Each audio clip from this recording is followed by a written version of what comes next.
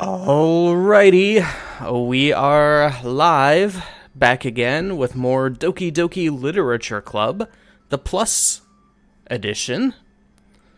And there we go, now we have audio that isn't just my voice. Thank you, OBS. Alright.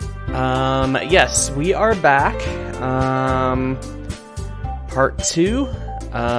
So, last time, we spent a good 4.5 hours or so, joining the literature club at our, nondescript, high school, I assume, or some school, since this version at least says that all of the people in this game are at least 18 or older.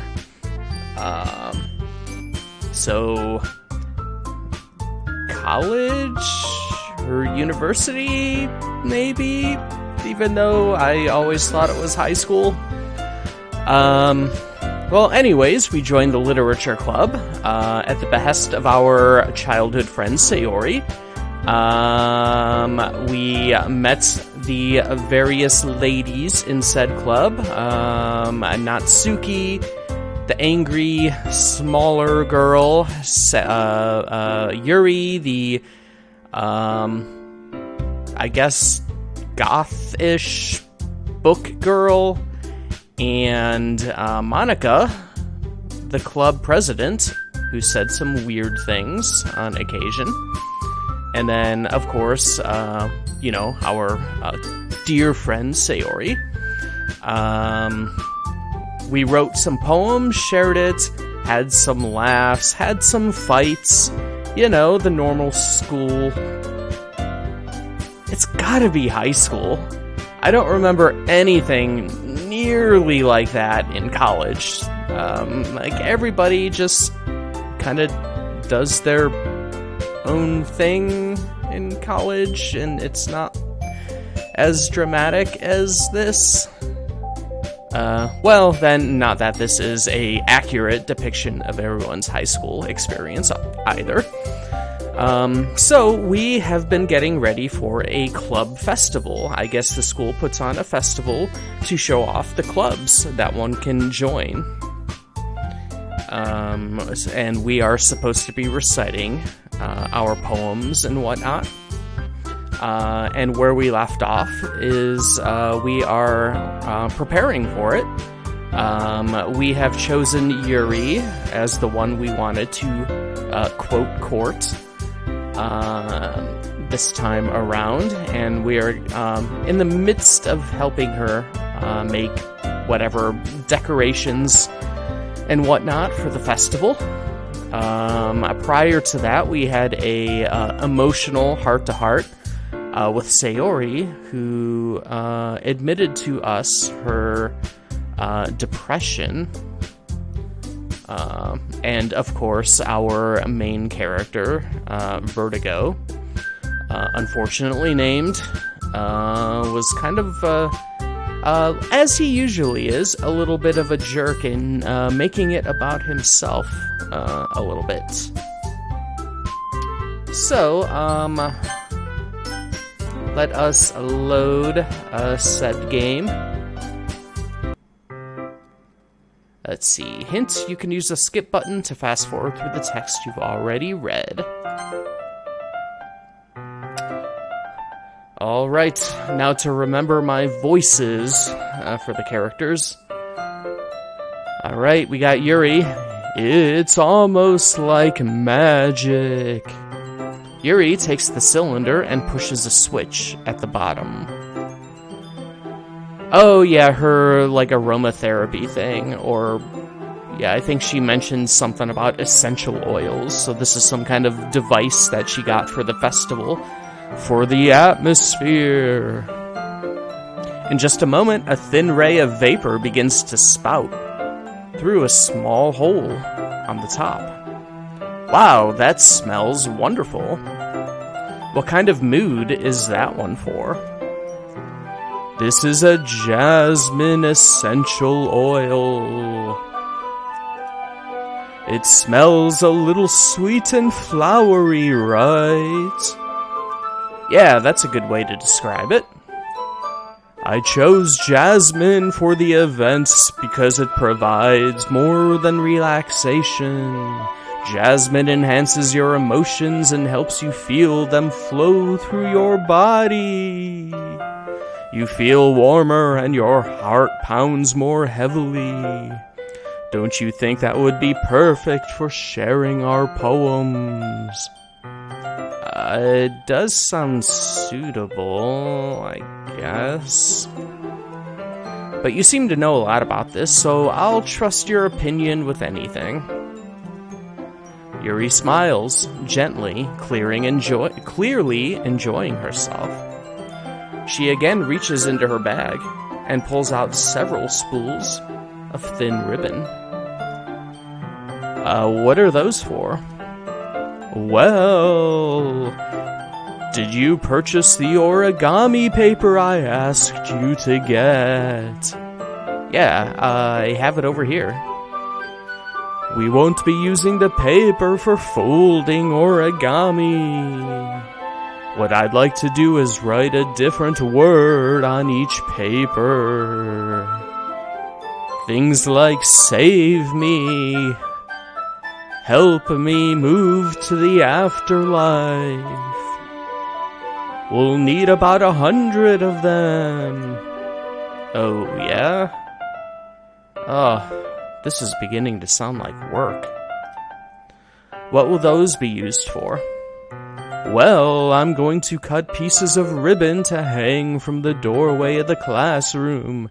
Then we can fasten the paper onto the ribbons to create a doorway of curtain. Hopefully not a last door. My previous game that I streamed, last doors do not go very well. Wouldn't that be beautiful? It would also catch the eye of those passing by the room. It may attract some to peek inside. That's really creative. I had no idea you'd be so good at this, Yuri. Is that so? Well, I suppose I do get a little intense as you put it. Yuri giggles with red cheeks. Is it just me, or is she more relaxed when it's just the two of us? Or maybe it's the excitement she feels from sharing something that she enjoys. Here's a marker, Vertigo. You can write any characters you want. I'll help you once I finish cutting the ribbons. Alright. Sitting on the floor together, the two of us get to work. I carefully draw a different character on each paper, doing my best to manage my bad handwriting. Yuri unravels a long strand of red ribbon to her desired length.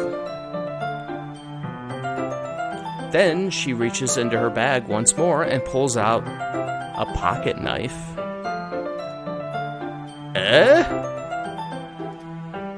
The knife is strangely beautiful.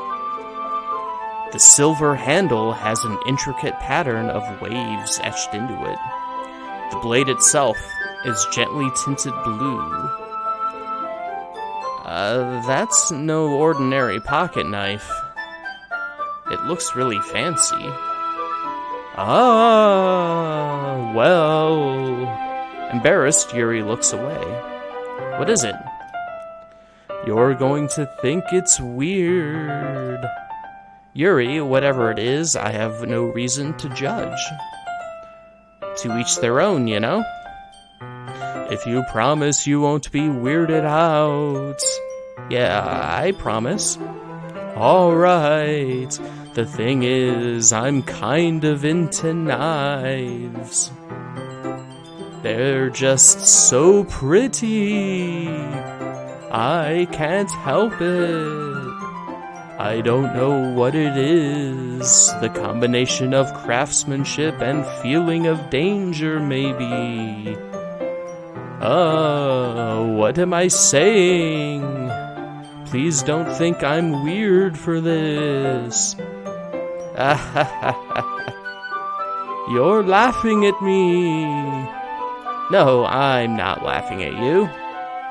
It's just funny how nervous you got about sharing. It's an interesting thing to be into, I guess. But I think it kind of suits you. Suits me like my death shroud. Yeah, it's kind of intense. Besides, it's a really cool looking knife. I can't deny that. It is, isn't it? Yuri relaxes her expression once again. Would you like to hold it? Sure, I'll check it out. Yuri carefully hands me the knife with the handle facing me. I take it and turn it around in my hands. It feels heavy and extremely solid.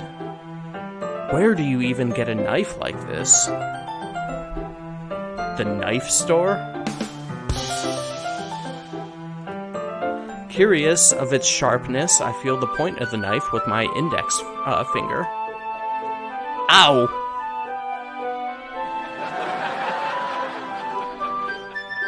Vertigo! Why did you do that? I didn't expect it to be that sharp. I mean, what were you expecting, dude? I barely touched it at all. It's my fault. I should have warned you. Knives can be sharp, you idiot. This knife is extremely sharp. It can cut through skin like it's paper. Oh no. A small drop of blood trickles down the side of my finger.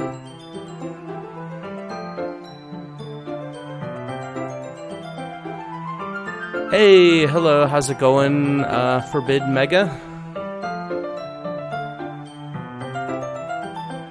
Yuri takes my hand and gives the wound a closer look.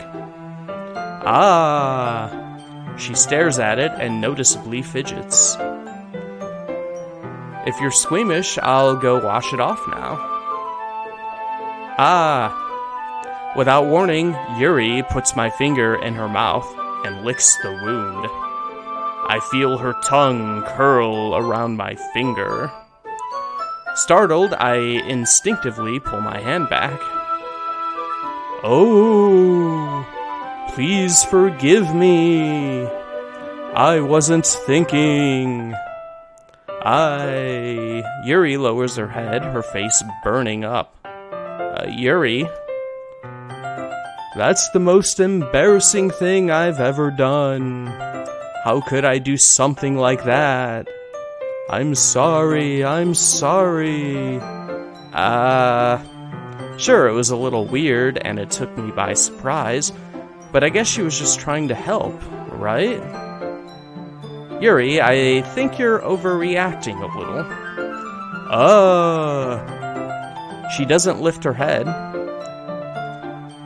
What if she doesn't recover from this for the rest of the afternoon? Alright, you know what? This might be a stupid thing to do, but I do it anyway. I take Yuri's hand and lick her index finger in return. Vertigo! Did you really just do that? Well, now we're even. ...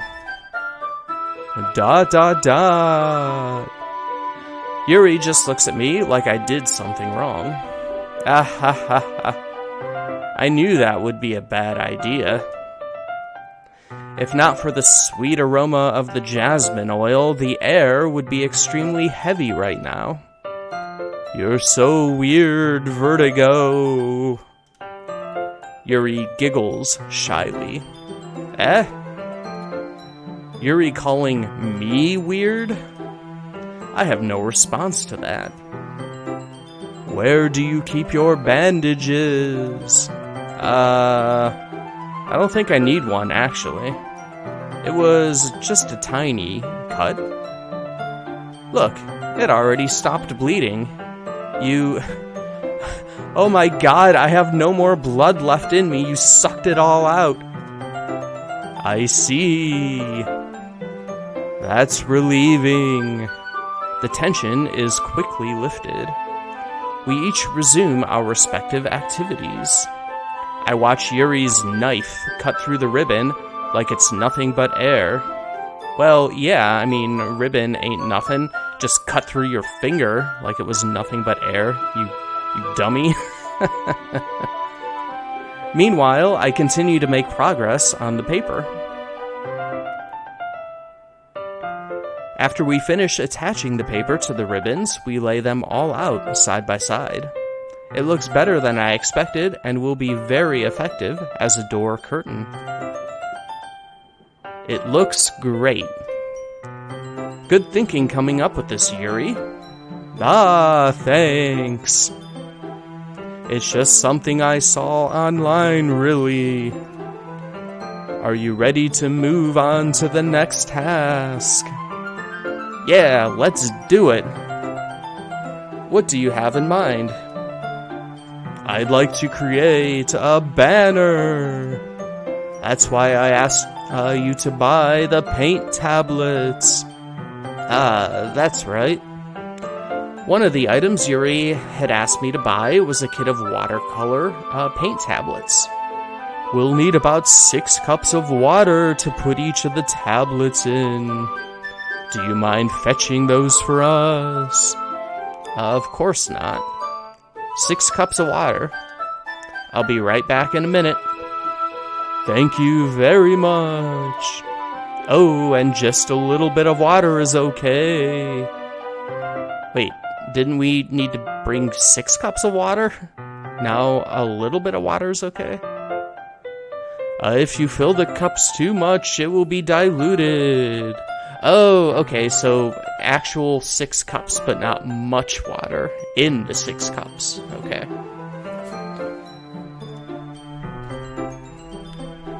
Taking Yuri's advice, I decided to use small plastic bathroom cups rather than full-sized glasses. I put them on the plate to catch any paint that drips, then bring it back into my room. Yuri? Yes.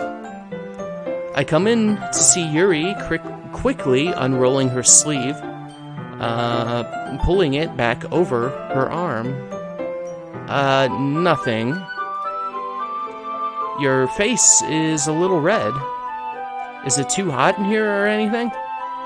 Ah, no, not at all. There's nothing wrong, so let's mix the paint. Yuri hurriedly dismisses me and takes it upon herself to unwrap the tablets, dropping them into the cups. So, I thought we would do something simple that would look very nice. I'd like to paint a gradient across the banner, starting with the colors for a sunrise, then daytime, then sunset and nighttime. Once it dries, I'll write an inspirational quote across the banner. We can hang it on the wall behind the podium at the front of the classroom. Ah, neat. What are you gonna write?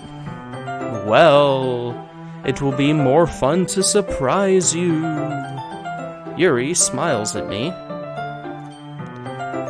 If you say so. After rolling out the banner, Yuri and I kneel on opposite sides so we don't get in the way of each other. Yuri uses a brush and adds a few dots of different colors across the banner to serve as a color guide when we paint. This kind of reminds me of elementary school. Painting on a banner with watercolors feels a lot like the art class projects we had back then. It's relaxing. I'm sorry if this feels too childish. No, I didn't mean that at all.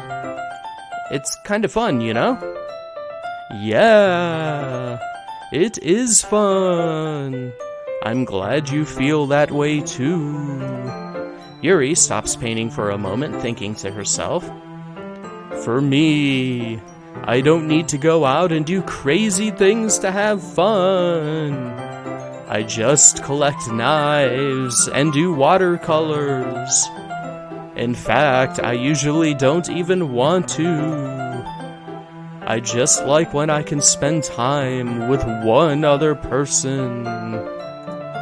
Even if it is something simple like reading, it doesn't even matter if we don't talk much. Just having a friend next to me makes me feel a little bit nicer. I think that's all it takes for me to be happy. Is that so? Even if Yuri and I are quite different, I can understand where she's coming from. I feel that way about things like anime and games. Well, minus the anime, where simply sharing the experience with someone can make me happy. I think I feel the same way. Yuri smiles gently.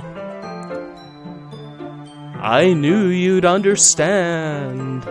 Yuri leans over the banner to grab an unused paintbrush, but I move at the same time, causing my head to bump into hers.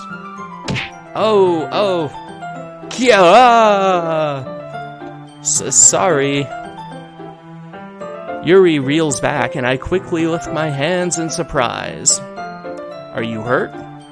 No, I'm not hurt. It just startled me, that's all. Sorry, I should have asked you to get it for me. It's not your fault. Your face. There are droplets of paint on Yuri's face and neck. Is there something on my face?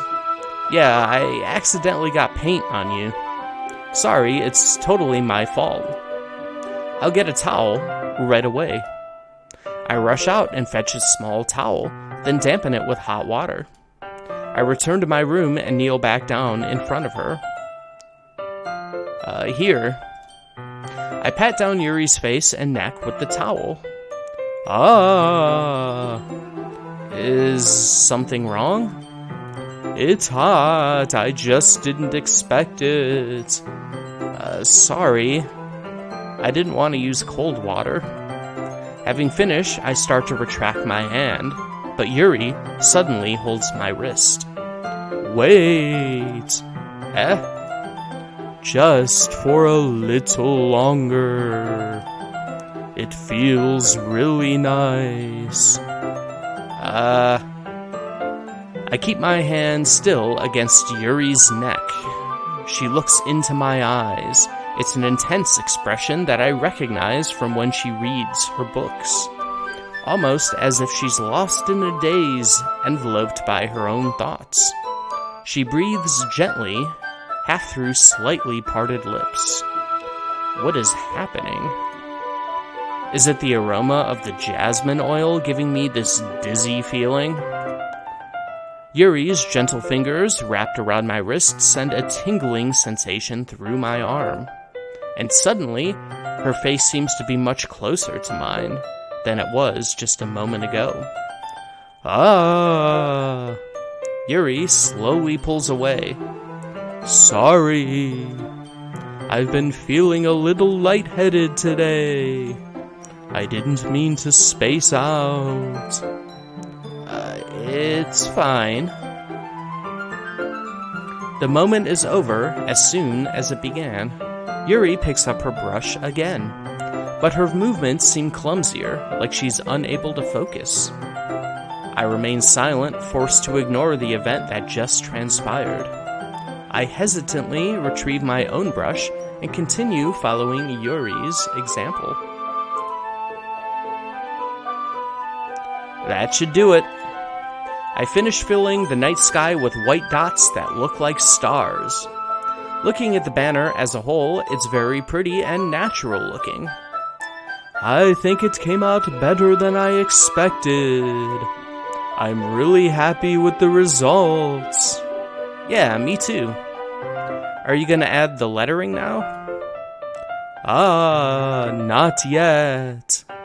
It needs to dry first. That's true, but won't that take a while? Well, dude, Vertigo, what were you expecting? Come on. Well, perhaps it would be best to leave it here, then have you bring it in the morning. I can do the lettering in the classroom before our event starts. Is that okay? Yeah, that's totally fine. Wonderful. In that case, I don't think there's anything more for us to do here. Phew.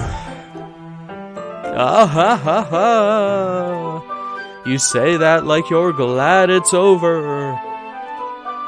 Was I wrong to assume that you were at least enjoying yourself a little bit? No, it's not that. I'm just glad that we managed to get everything done. I see. I am too. I was a little concerned about time, for I am eternal. I need to start making dinner soon. So you don't have any time left. I was secretly hoping we would have a little extra time after finishing the work. Well, ... Yuri thinks to herself, I think it would be too irresponsible of me to wait much longer. I'm sorry. I was hoping there would be more time as well. It's probably my fault. Sorry for being such a slow worker. No, it's not your fault at all. And the important thing is that we got everything done, right? Yeah. So, I shouldn't be disappointed or anything. Gathering all her things, Yuri seems to look a little downcast. I understand why. It sounded like she rarely gets the opportunity to spend time with friends in a relaxed environment. But that doesn't mean this is the last time it can happen. Right? Right?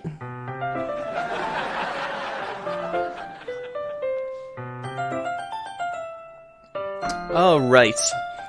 Once Yuri packs up, I walk her out the front door. Thank you very much for having me today.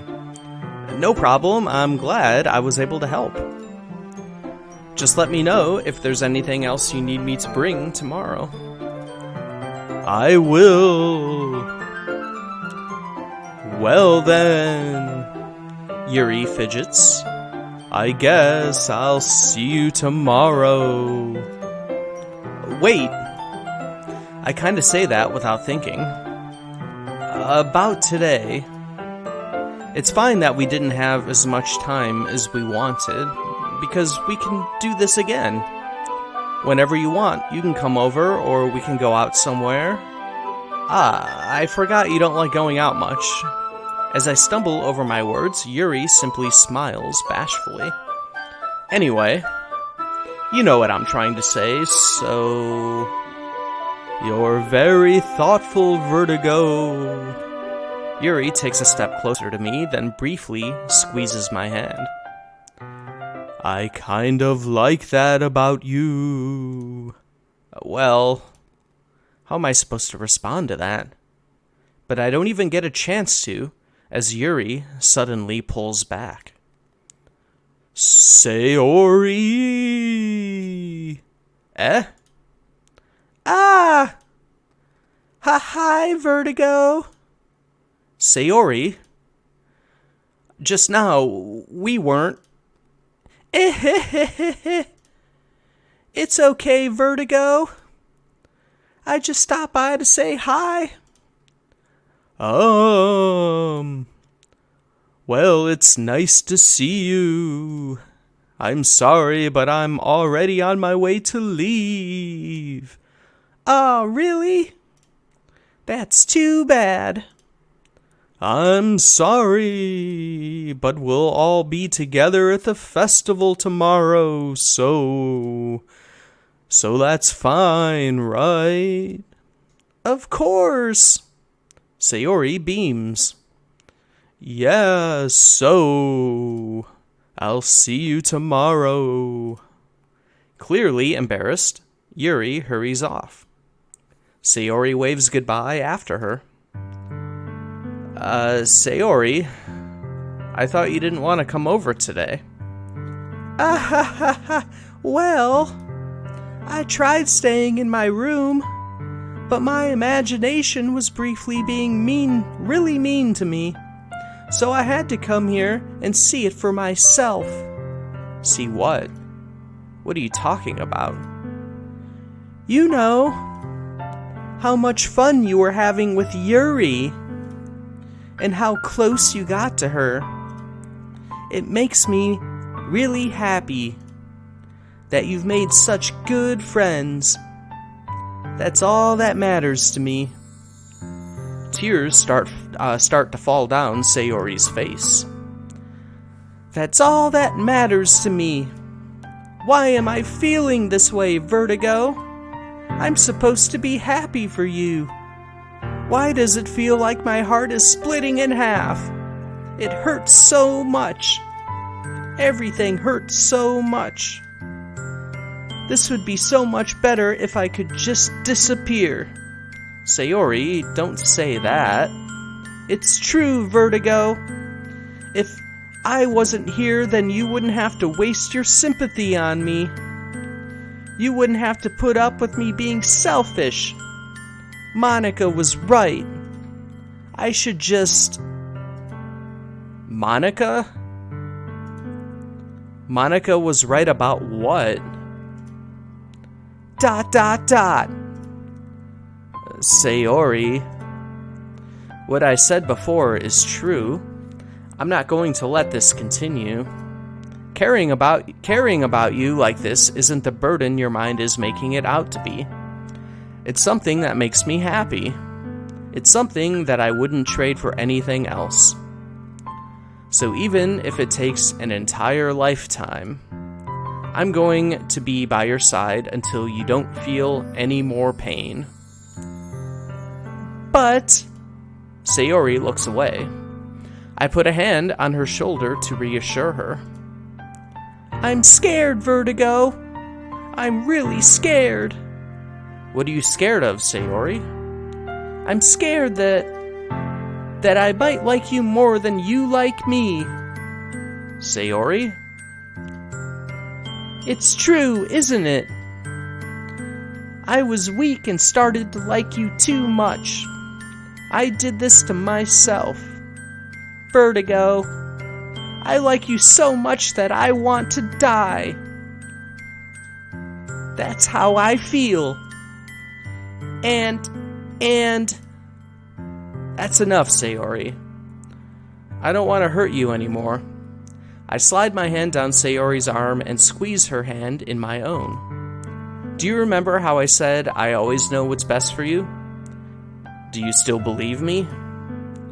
Wordlessly, Sayori nods. Even if you don't understand all of your own feelings, I know what you need the most right now. And that's what I'm going to give you. Oh boy, yeah.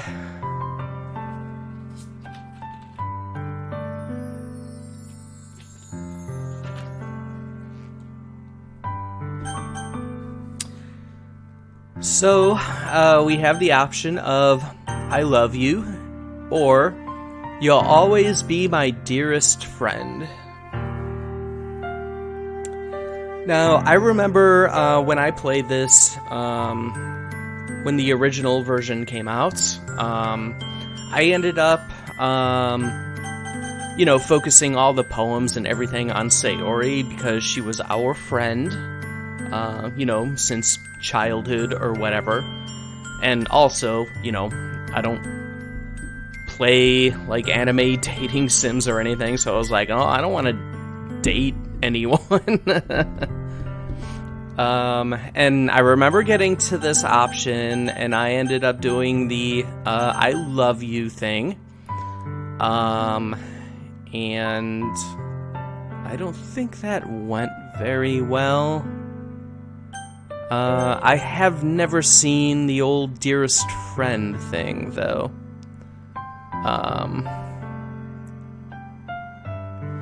Well, we are playing a character that's different than the initial, the first time I played it. And we have been going after Yuri, so, I guess we'll say we don't romantically love our dear friend, but you'll always be my dearest friend. You'll always be my dearest friend. What you need most is for things to be like they've always been. Monica told me the truth. She told me how much happier you seemed after I joined the club. I know you're struggling with some really difficult feelings right now, but please trust me that I know what's best and what will make you happy in the end.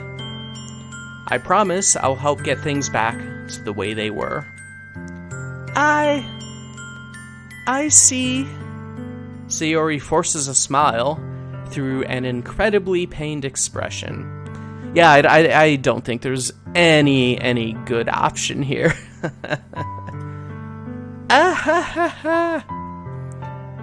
Is this what it feels like to get stabbed in the chest? I should write a poem about this. Sayori, it's okay. This is just my punishment, remember? For being so selfish. So please don't worry about these stupid feelings. I know you're right. I knew this whole time that there's no happiness down that path. That's why I came here. Just so I could get the answer I needed to hear. And the other thing, you're also right that I just wanted to go back to the way it was. I realize that now. You really do know me better than anyone, Vertigo. I'll trust you with anything. Anything at all. So, Sayori's smile finally breaks. All of a sudden, she turns around and drops to her knees.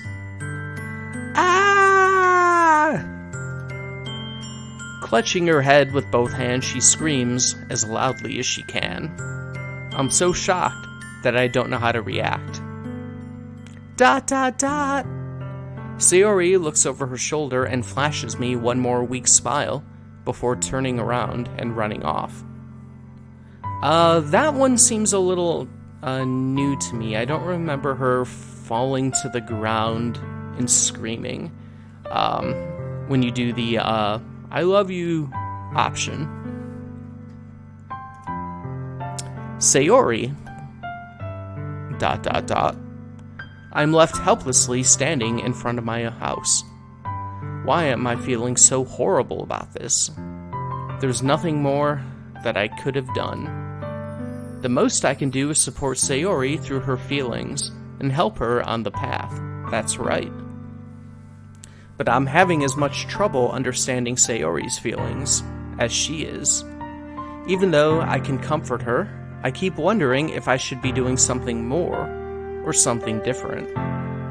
I know these thoughts will continue to plague me until things are back to the way they were. I'm going to give it everything I've got. Sayori will always be my dearest friend, and I'll do whatever it takes to put a smile on her face every day.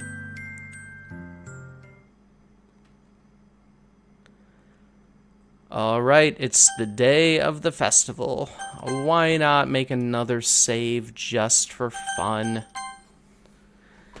Alright, festival day, the wonderful festival day is finally here. We are so excited about our school club festival. It's gonna be a great day, everyone. A great day. Of all days, I expected this to be the one where I'd be walking to school with Sayori. But Sayori isn't answering her phone. I considered going to her house to wake her up, but decided that's a little too much. Meanwhile, the preparations for the event should be nearly complete. The banner Yuri and I painted is dry, and I gently rolled it up to take with me. She sent me a pleasant text reminding me not to forget anything, and I reassured her. Funnily enough, I probably feel the same way as Natsuki about the event. I'm more excited for it to be over so I can spend time with Sayori and Yuri at the festival. But knowing Monica, I'm sure the event will be great too. Vertigo, you're the first one here. Thanks for being early. That's funny, I thought at least Yuri would be here by now. Monica is placing little booklets on each of the desks in the classroom. Is she also doing that while she is completely breaking her back, as she is wont to do? They must be the ones she prepared that have all the poems we're performing.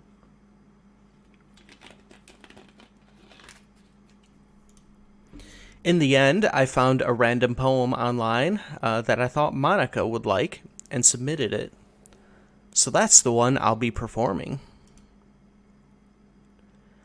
I'm surprised you didn't bring Sayori with you. Yeah, she overslept again. That dummy. You'd think on days this important she'd try a little harder. I say that, but I suddenly remember what Sayori told me yesterday, and I suddenly feel awful knowing it's not nearly that simple for her. Yeah, seriously, dude. What are you thinking? I only said it because it's the way I'm used to thinking. Well, stop it. Come on. Get your shit together, Vertigo. But maybe I should have gone to wake her up after all. Yeah, dude. Yeah. Maybe you should have. You should take a little responsibility for her, Vertigo. I mean, especially after your exchange with her yesterday. You kinda left her hanging this morning, you know. Exchange? Monica, you know about that? Of course I do. I'm the club president after all. But I stammer, embarrassed. Did Sayori really tell her about it that quickly? About how I basically turned down her confession? That makes me really seem like the bad guy here. But I'm the one who knows what's best for her, right? Jeez. You don't know the full story at all, so don't worry. I probably know a lot more than you think. Monica is being as friendly as usual, but for some reason I felt a chill down my spine after hearing that. Hey, do you want to check out the pamphlets? They came out real nice. Yeah, sure. I grabbed one of the pamphlets laid out on the desk. Oh yeah, they really did. Something like this will definitely help people take the club more seriously. Yeah, shouldn't people be already thinking about literature seriously? Then again, this club is more about poems and fighting with each other than anything else. Yeah, I thought so too. I flipped through the pages. Each member's poem is neatly printed on its own page, giving it an almost professional feel. I recognize Natsuki and Yuri's poems from the ones they performed during our practice. What's this? I flipped to Sayori's poem. It's different from the one she practiced. It's one that I haven't read before.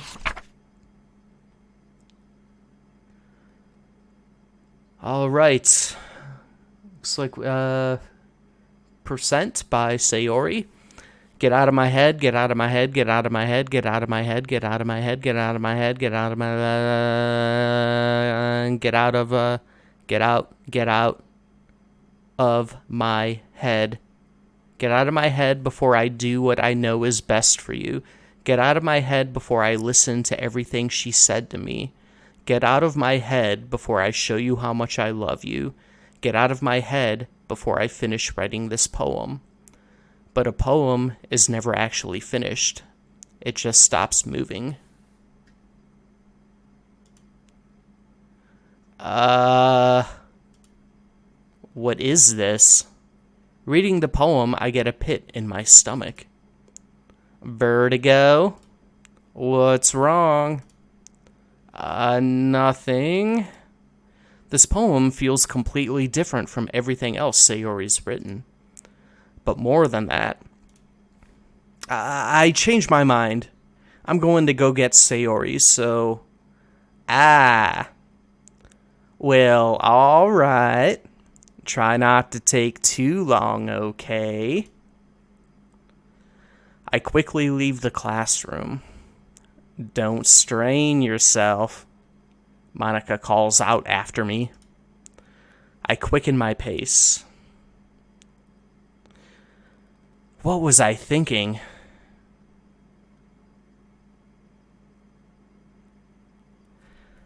Hey, Dog Nozzle.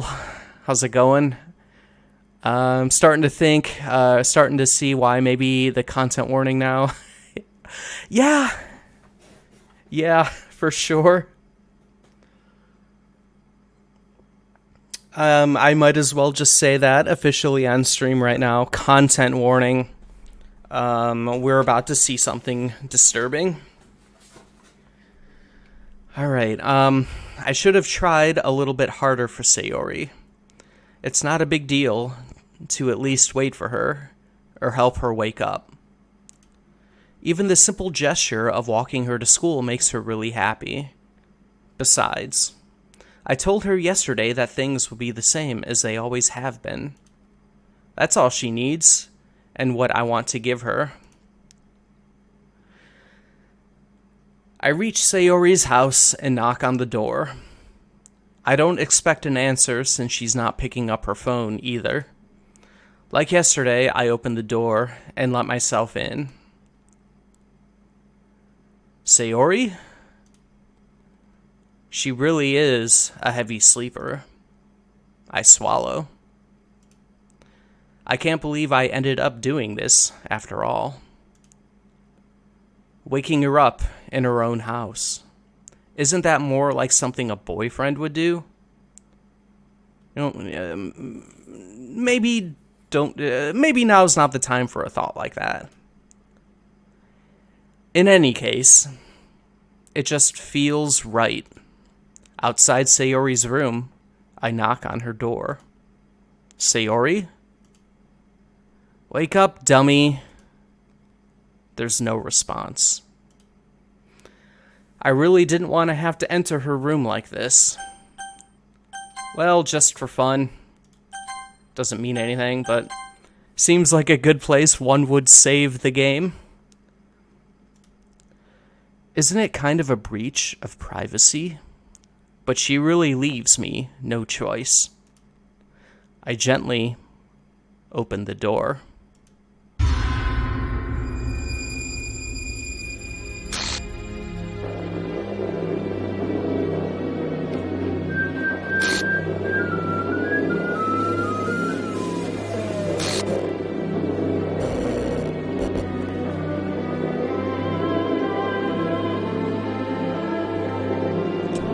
Dot, dot, dot. What the hell? What the hell? Is this a nightmare? It has to be. This isn't real. There's no way this can be real. Sayori wouldn't do this. Everything was normal up until a few days ago. That's why I can't believe what my eyes are showing me. I suppressed the urge to vomit. Just yesterday, I told Sayori I would be there for her. I told her I know what's best and that everything will be okay. Then why? Why would she do this? How could I be so helpless? What did I do wrong? Turning down her confession? That has to have been what pushed her over the edge. Her agonized scream still echoes in my ears.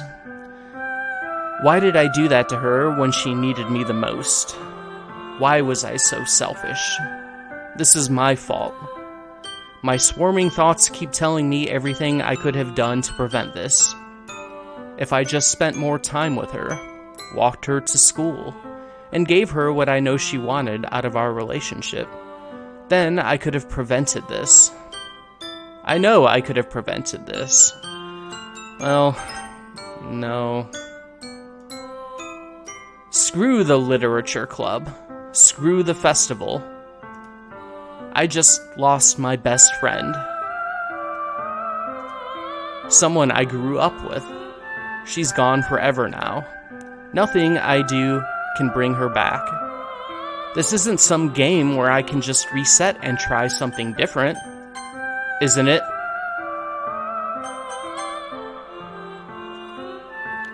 I had only one chance, and I wasn't careful enough.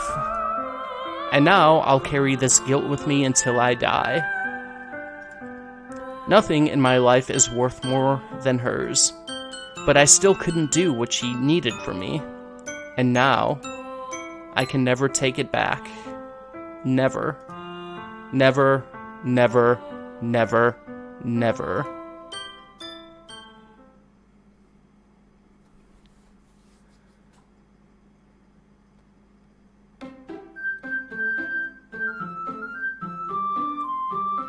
This game is not suitable for children.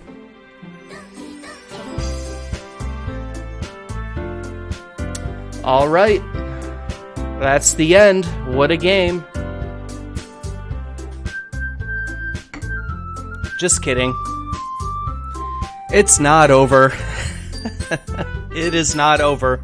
Looks like we're glitching out a little bit. Well, guess that's that then. Let's see, can we load the game? Go back to, Nah, we don't need to do that. Let's start a new game with this,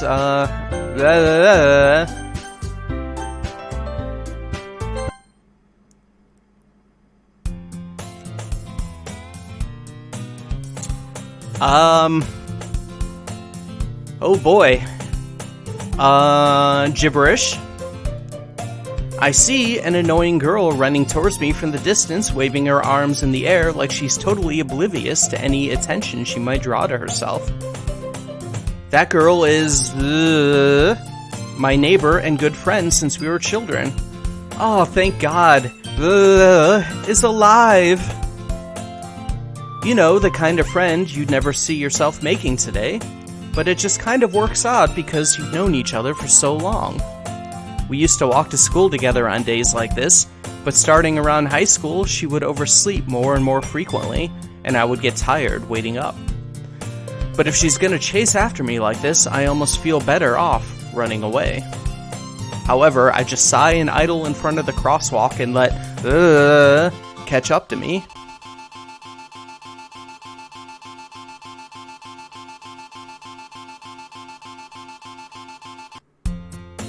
It's an ordinary school day, like any other. Mornings are usually the worst, being surrounded by couples and friend groups walking to school together. Meanwhile, I've always walked to school alone.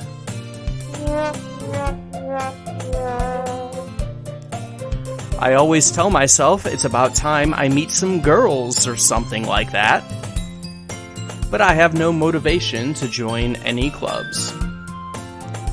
I'm perfectly content, just getting by on the average while spending my free time on games and anime. Well, minus the anime. There's always the anime club, but it's not like there would be any girls in it anyway. Yeah, girls. Girls don't like anime.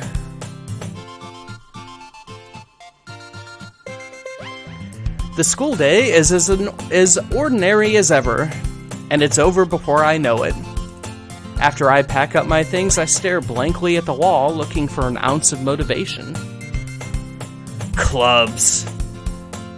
There really aren't any that interest me.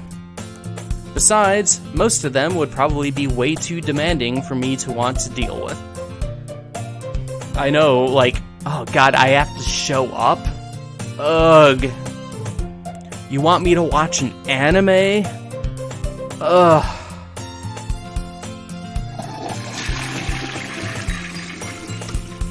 I guess I have no choice but to start with the anime club.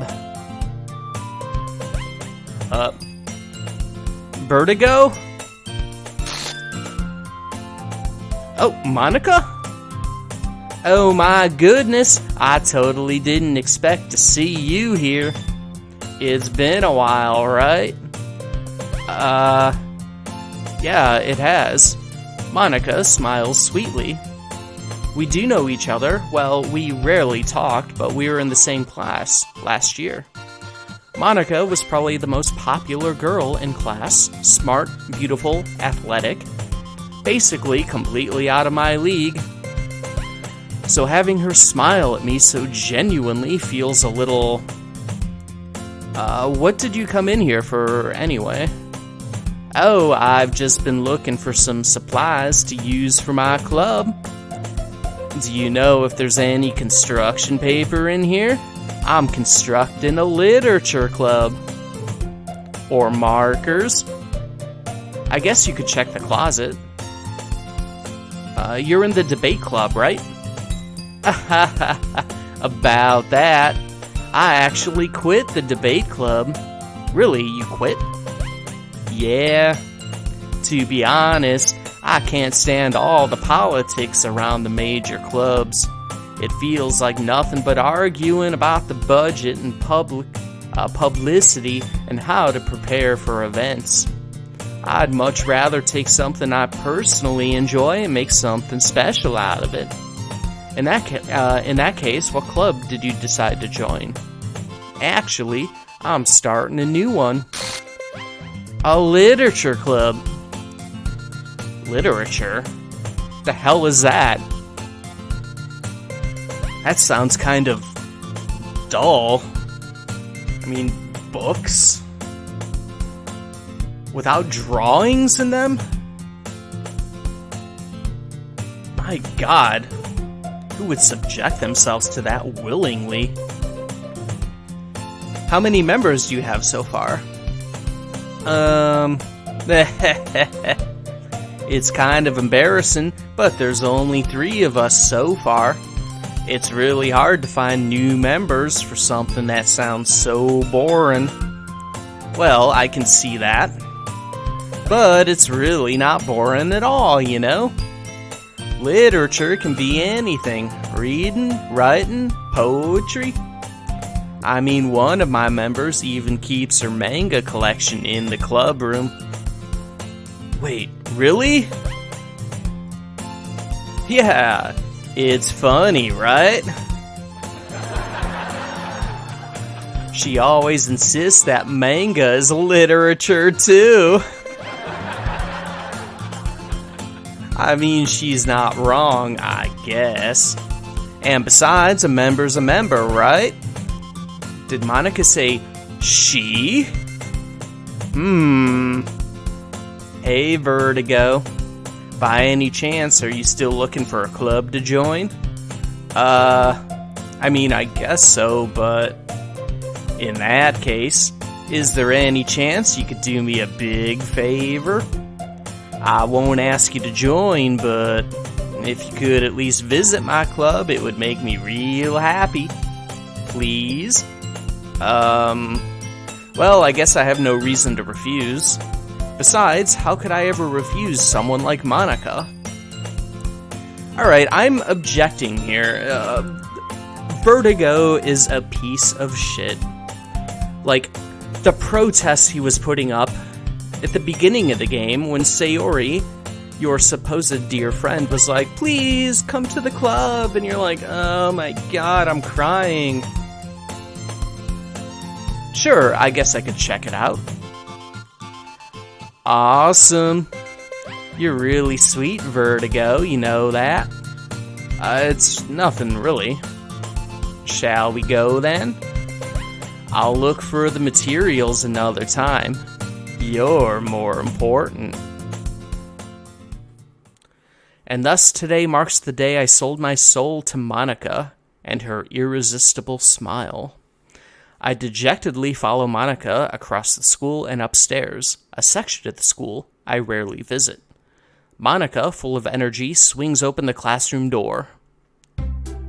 I'm back, and I brought a guest with me. A guest. Seriously, you brought a boy? Way to kill the atmosphere. Don't be mean, Natsuki. But anyway, welcome to the club, Vertigo. ... All words escape me in this situation. This club is full of incredibly cute girls. You sold your soul to her? Yeah, we're just selling our soul all over the place, apparently. Because joining a literature club is that much of a garbage deal for us, I guess.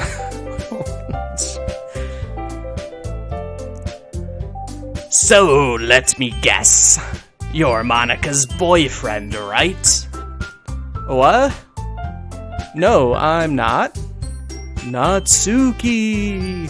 The girl with the sour attitude, whose name is apparently Natsuki, is one I don't recognize. Her small figure makes her look like a first-year student.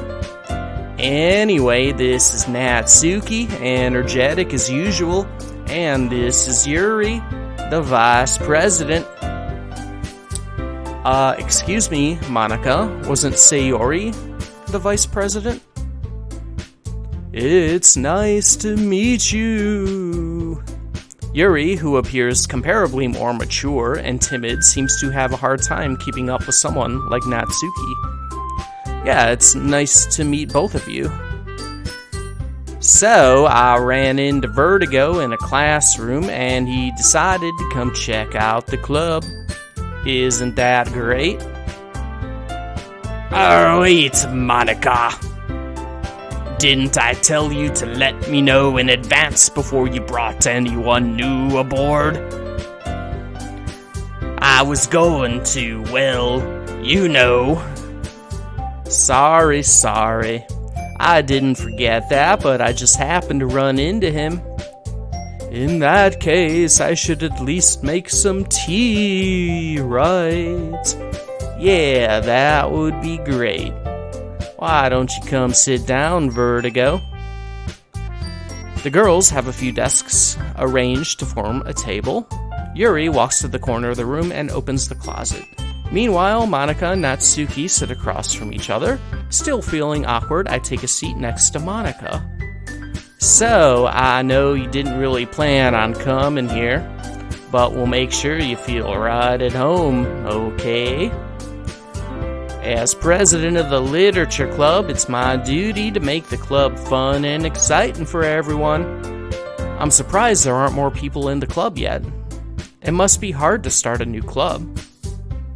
You could put it that way. Not many people are very interested in putting out all the effort to start something brand new, especially when it's something that doesn't grab your attention, like literature. You have to work hard to convince people that you're both fun and worthwhile, but it makes school events like the festival that much more important. I'm confident that we can all really grow this club before we graduate. Right, Natsuki? Well, I guess. Natsuki reluctantly agrees. Such different girls, all interested in the same goal. Monica must have worked really hard to find these two. Yuri returns to the table carrying a tea set. She carefully places a teacup in front of each of us before setting down the teapot in the middle. You keep a whole tea set in the classroom? Don't worry, the teachers gave us permission. After all, doesn't a hot cup of tea help you enjoy a good book? I guess. I don't exactly read, words. Don't let yourself get intimidated. Yuri's just trying to impress you. That's not... Insulted, Yuri looks away. I meant that, I believe you. Well, tea and reading might not be a pastime for me, but I at least enjoy tea. I'm glad. Yuri faintly smiles to herself in relief. So, Vertigo, what kinds of things do you like to read? Well, considering how little I've read these past few years, I don't really have a good way of answering that. Do I have to say it? I already said it once, when we went through this at the beginning of the game. Fine. Manga. I mutter quietly to myself, half joking. Natsuki's head suddenly perks up. It looks like she wanted to say something, but she keeps quiet. Not much of a reader, I guess. Well, this is me now. Well, that can change. What am I saying? I spoke without thinking after seeing Yuri's sad smile. Anyway, what about you, Yuri? Well, let's see. Yuri traces the rim of her teacup with her fingers. My favorites are usually novels that build deep and complex fantasy worlds, but you already know this. Creativity, craftsmanship, amazing. And telling a good story in a foreign world is equally impressive.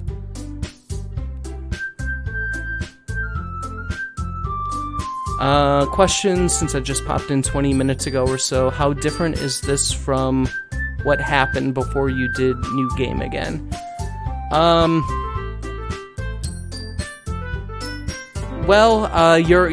It's like a much shorter version of the original game, and other things will start happening. So even like we had like the real slow burn, like the 4-hour session from yesterday,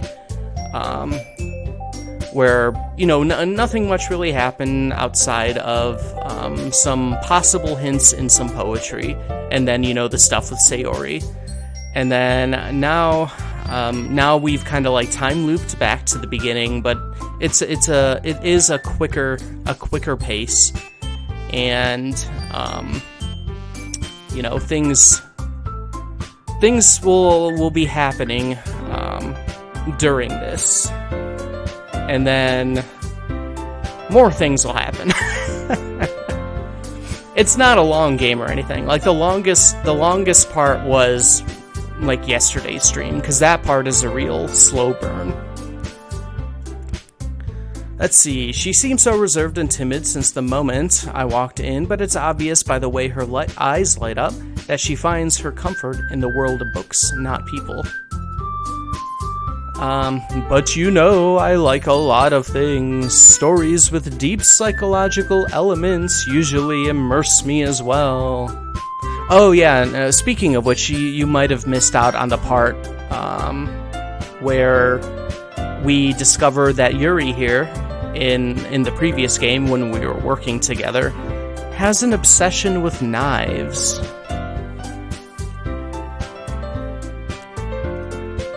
Isn't it amazing how a writer can so deliberately take advantage of your own lack of imagination? Blah blah blah.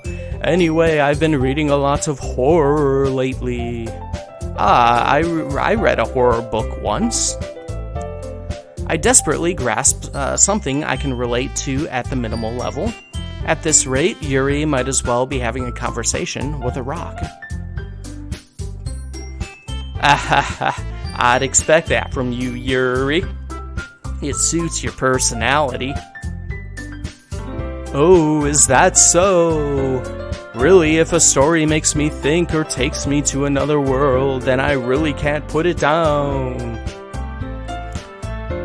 Surreal horror is often very successful at changing the way you look at the world, if only for a brief moment. I hate horror. Oh, why is that?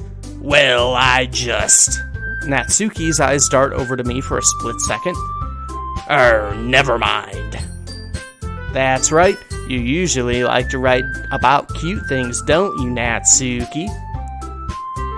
What? What gives you that idea? You left a piece of scrap paper behind last club meeting.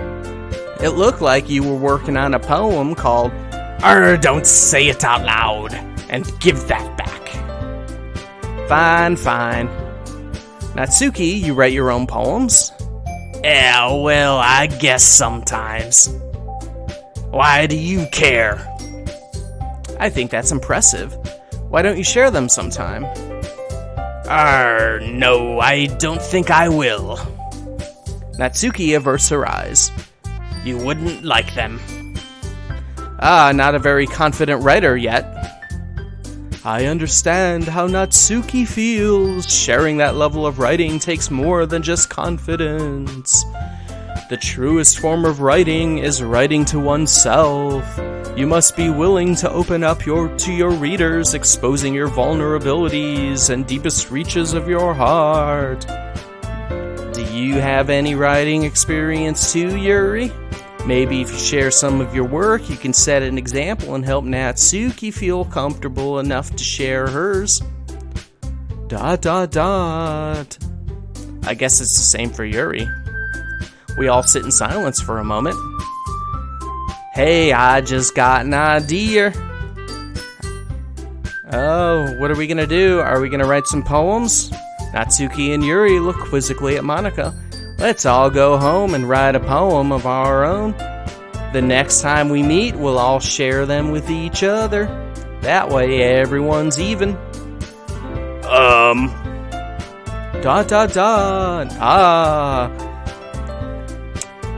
I thought it was a good idea. Well, I think you're right, Monika. We should probably start finding activities for all of us to participate in together.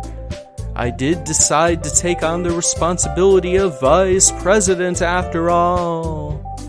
Hey, what about Sayori? She's vice president. I need to do my best to nurture the club as well as its members. Besides, now that we have a new member, it seems like a good step for us to take. Do you agree as well, Vertigo? Hold on, there's still one problem.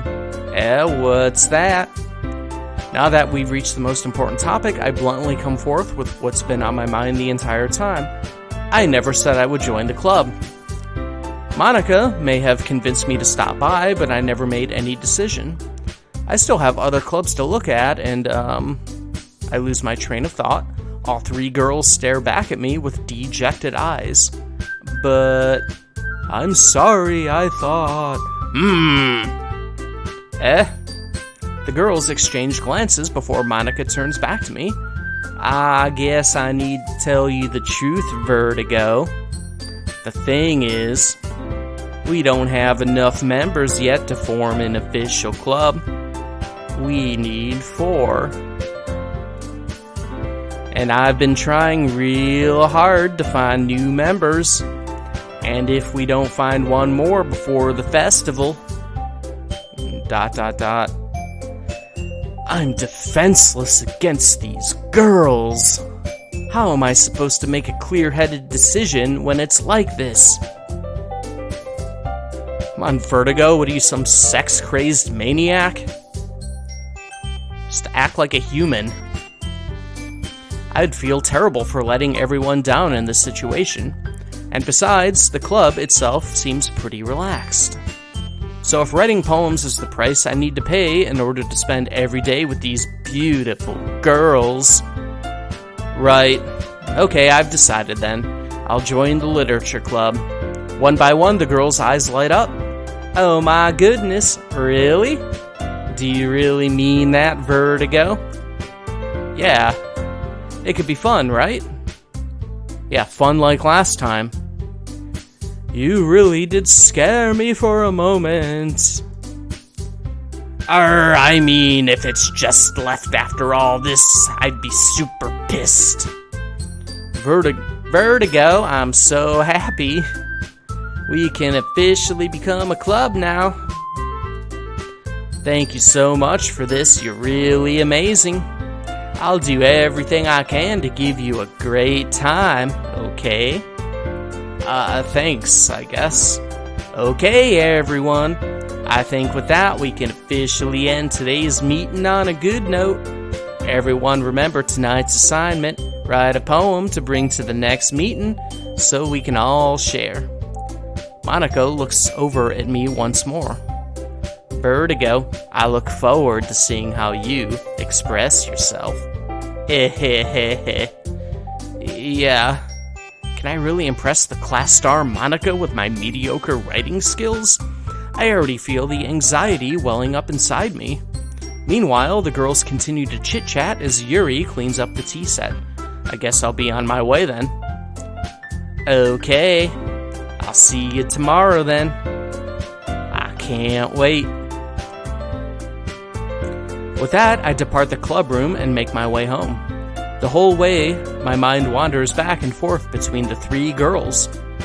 Natsuki, Yuri, and of course, Monica. What about the other one, Vertigo? Will I really be happy spending every day after school in a literature club? Perhaps I'll have the chance to grow closer to one of these girls.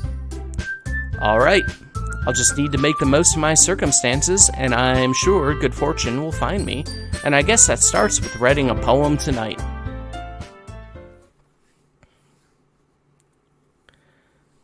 Oh, we've unlocked a special poem. Would we like to read it? Is this part of, like, the plus thing? I guess. We got a special poem out of nowhere. A dream written by who knows. I was wandering an abandoned warehouse at night. I was lost, looking for an exit. I just wanted to go home. I came upon a huge empty room, its ceiling and walls beyond the deep blackness. My steps were quick in order to hurry to the other side, or to a wall, anything.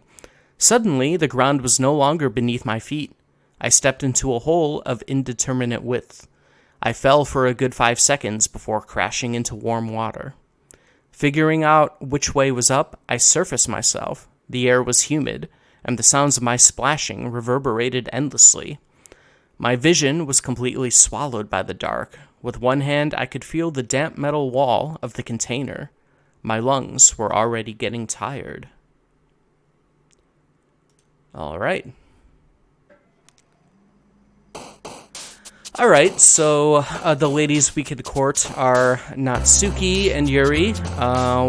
Since we got ripped off of Yuri last time, I suppose we'll continue on. And as insensitive as it just was for me to say getting ripped off on Yuri because of what happened with Sayori.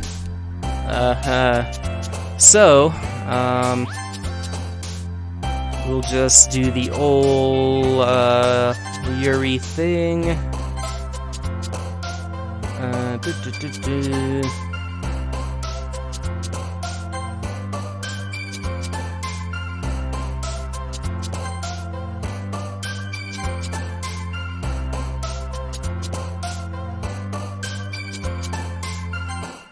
Hey, Natsuki, that wasn't for you.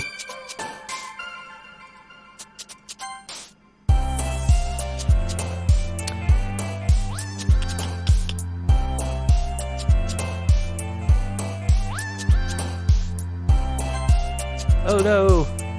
Frightening. Yuri likes frightening things. We never selected Vertigo before. Oh, Yuri likes us. Alright.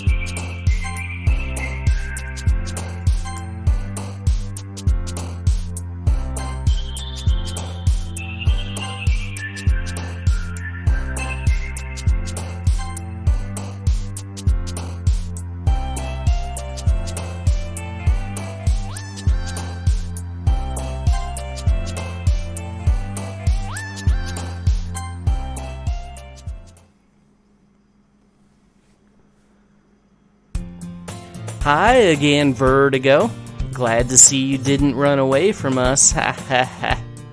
Nah, don't worry. This might be a little strange for me, but I at least keep my word. Well, I'm back at the Literature Club. I was the last to come in, so everyone else is already hanging out. Thanks for keeping your promise, Vertigo. I hope this isn't too overwhelming of a commitment for you, making you dive headfirst into literature when you're not accustomed to it. Arr, come on, like he deserves any slack. You already had to be dragged here by Monica. I don't know if you plan to just come here and hang out or what. But if you don't take us seriously, then you won't see the end of it. Oh. Hey, Monica, you're standing in front of my words. Monica. Down in front.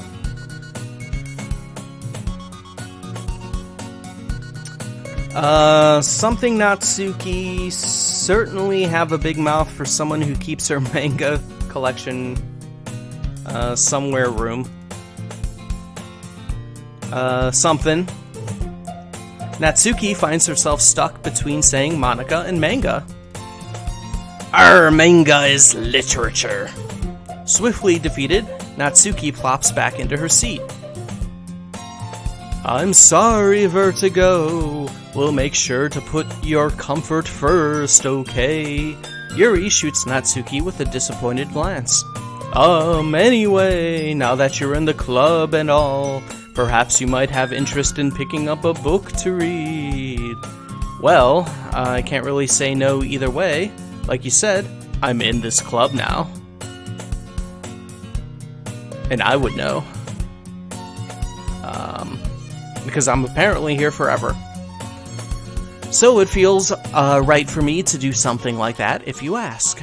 Wait, I didn't mean it like that. Ooh, if you don't really want to, then forget I said anything, I guess. No, it's not that, Yuri. I want to try to be a part of this club. So even if I don't read often, I'd be happy to pick up a book if you wanted me to. Are you sure?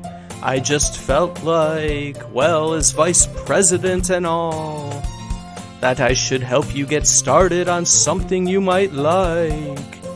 Yuri reaches into her bag and pulls out a book. I didn't want you to feel left out. Here is your first book you've ever owned.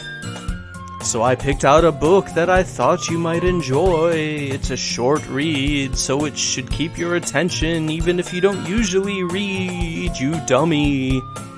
And we could, you know, discuss it if you wanted.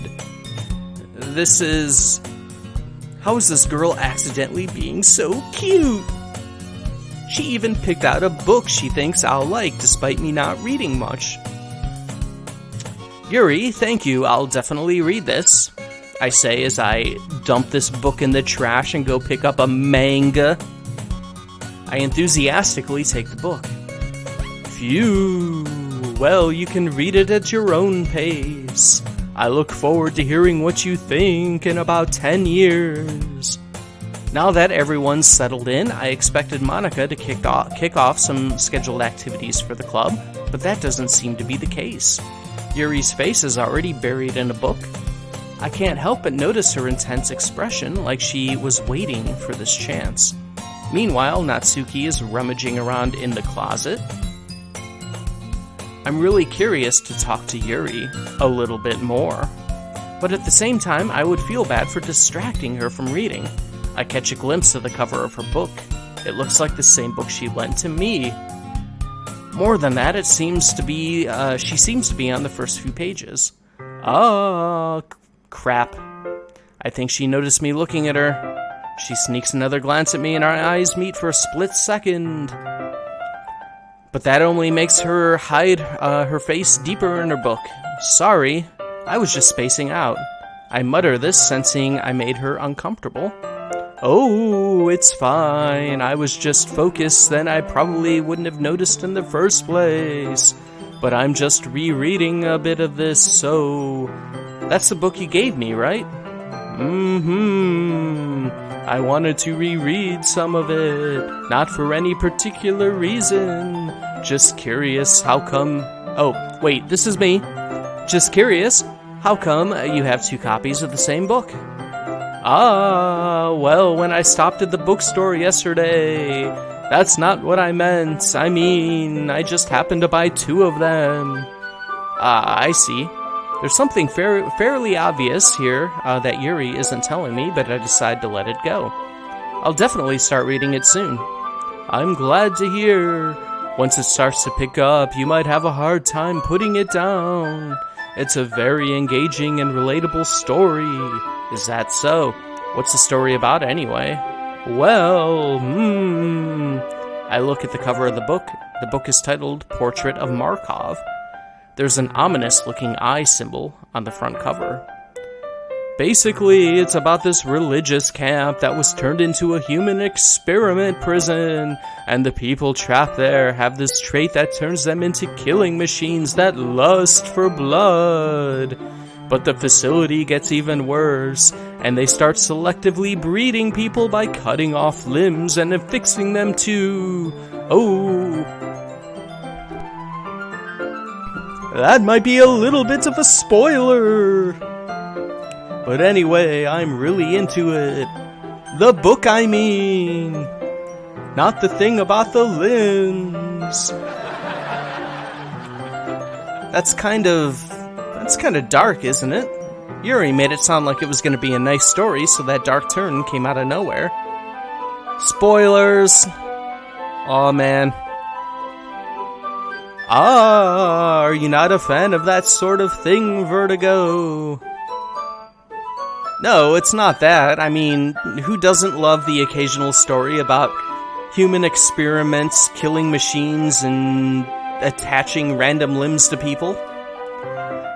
I mean, I can definitely enjoy those kinds of stories, so don't worry. I hope so. Yeah, I totally forgot that Yuri is into those things. She's so shy and reclusive on the outside, but her mind seems completely different. It's just that this kind of story, it's the kind that challenges you to look at life from a strange new perspective. When horrible things happen, not just because someone wants to be evil, but because the world is full of horrible people and we're all worthless anyway. Then suddenly... I'm rambling, aren't I? Not again.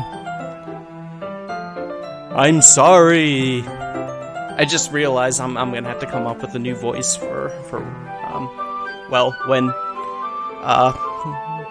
that happens. Hey, don't apologize. I haven't lost interest or anything.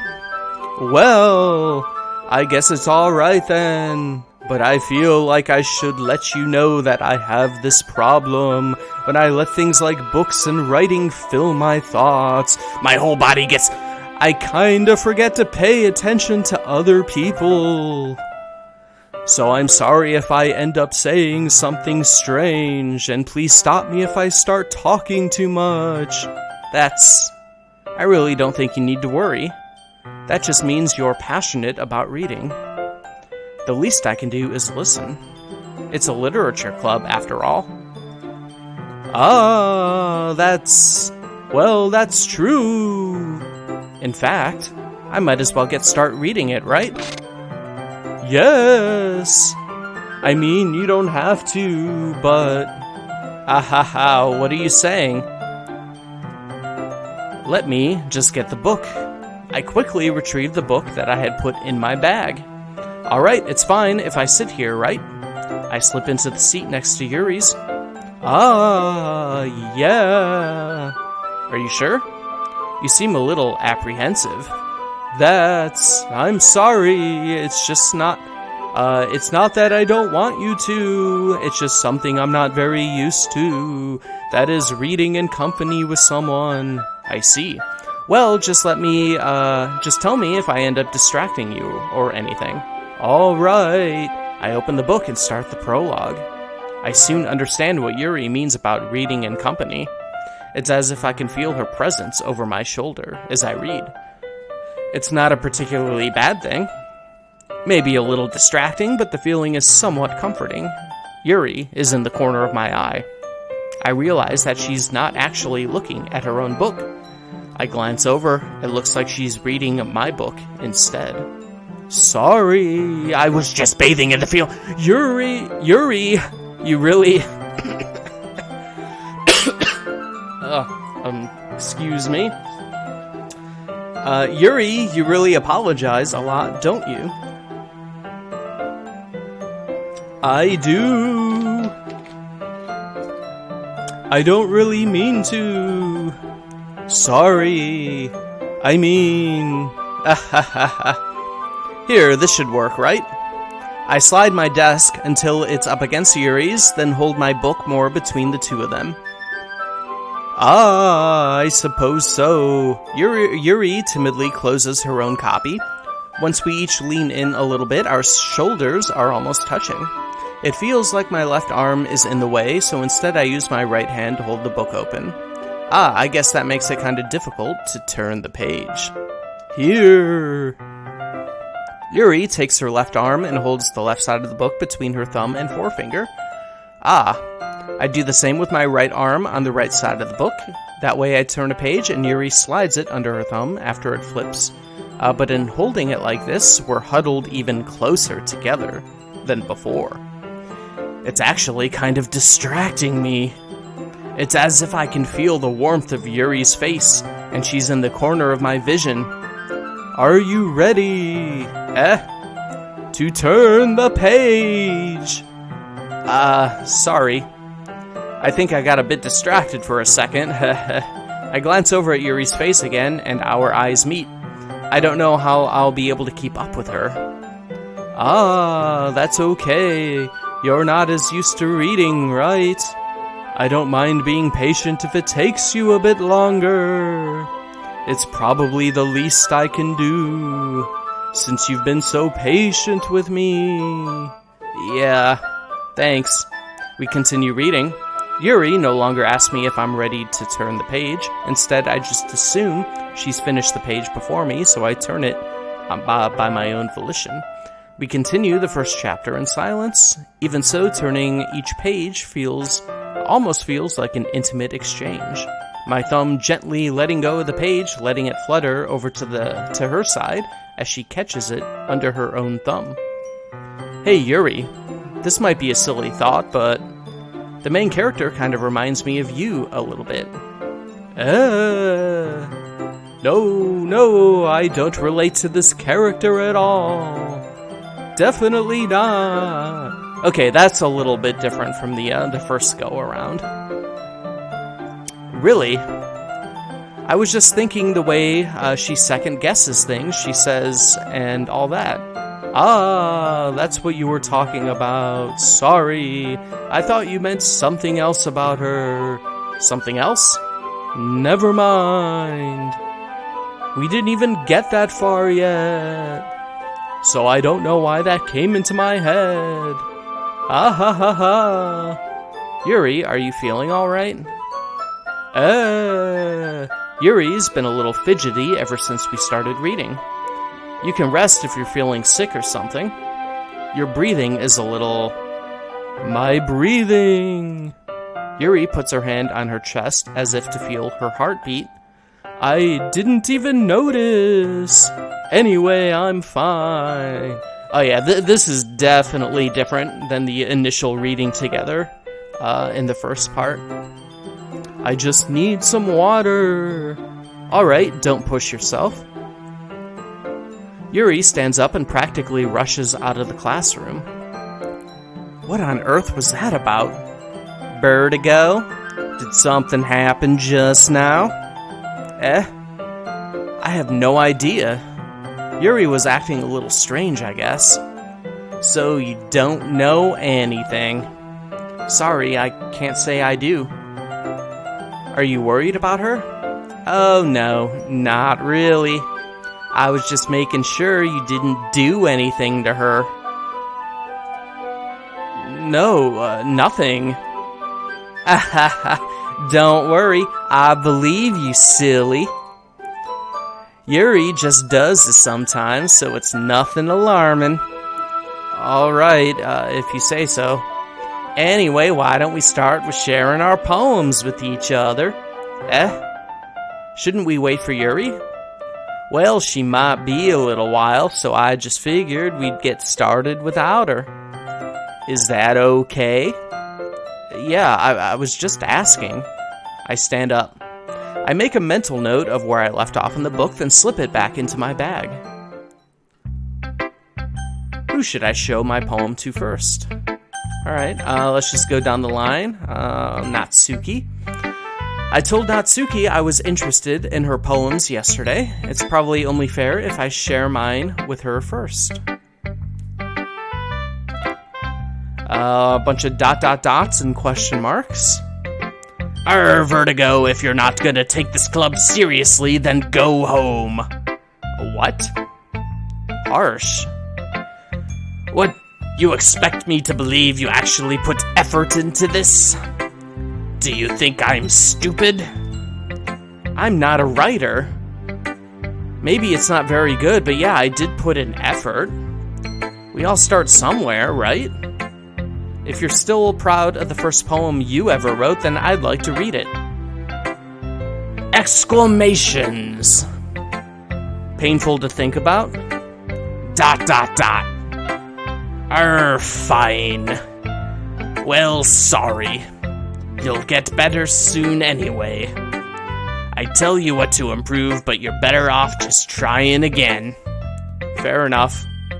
Well, to each their own, I guess. Anyway, I got to share mine now. Knowing you, you'll probably think it's stupid. Alright, we have the Eagles Can Fly poem that we got last time. I'll just leave that up for a second. No need to reread it, I suppose.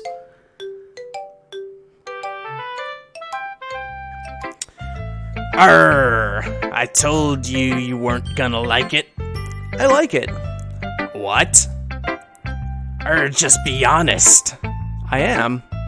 Why are you so convinced I wouldn't like it? Well, because everyone in high school thinks that writing has to be all sophisticated and stuff, so people don't even take my writing seriously. But isn't that the point of poems, for people to express themselves? Your writing style wouldn't make your message any less valid. Exactly. I like when it's easy to read but hits you hard. Like in this poem. Seeing everyone around you do great things can be really disheartening. So I decided to write about it. Yeah, I understand. But the other nice thing about simple writing is that it puts more weight on the wordplay. Like I set up for a rhyme at the end, but then made it fall flat on purpose. It helps bring out the feeling in the last line. So you did. I guess more went into it than I realized. That's what it means to be a pro. I'm glad you learned something. Didn't expect that from the youngest one here, did ya? Yeah, I guess not. I decided to humor her with that last comment. I don't really care how old everyone is, but if Natsuki is feeling proud, then I won't take that away from her.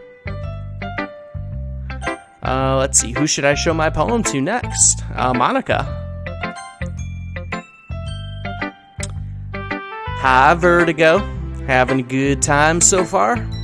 Yeah. Good, glad to hear it. By the way, since you're new and everything, if you ever have any suggestions for the club, like new activities or things we can do better, I'm always listening. Don't be afraid to bring things up, okay?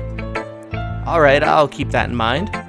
Of course, I'll be afraid to bring things up. I'm much better just going with the flow until I'm more settled in. Anyway, want to share your poem with me? It's kind of embarrassing, but I guess I have to. Don't worry, Vertigo. We're all a little embarrassed today, you know. But it's that sort of barrier that we'll all learn to get past soon. Yeah, that's true. I hand Monica my poem. Great job, Vertigo. I was going ooh in my head while reading it. It's really metaphorical. I'm not sure why, but I didn't expect you to go for something so deep. I guess I underestimated you. It's easiest for me to keep everyone's expectation. Oh, wait, this is me. Again. It's easiest for me to keep everyone's expectations low. That way, it always counts when I put in some effort. Ah ha ha, that's not very fair. Well, I guess it worked anyway.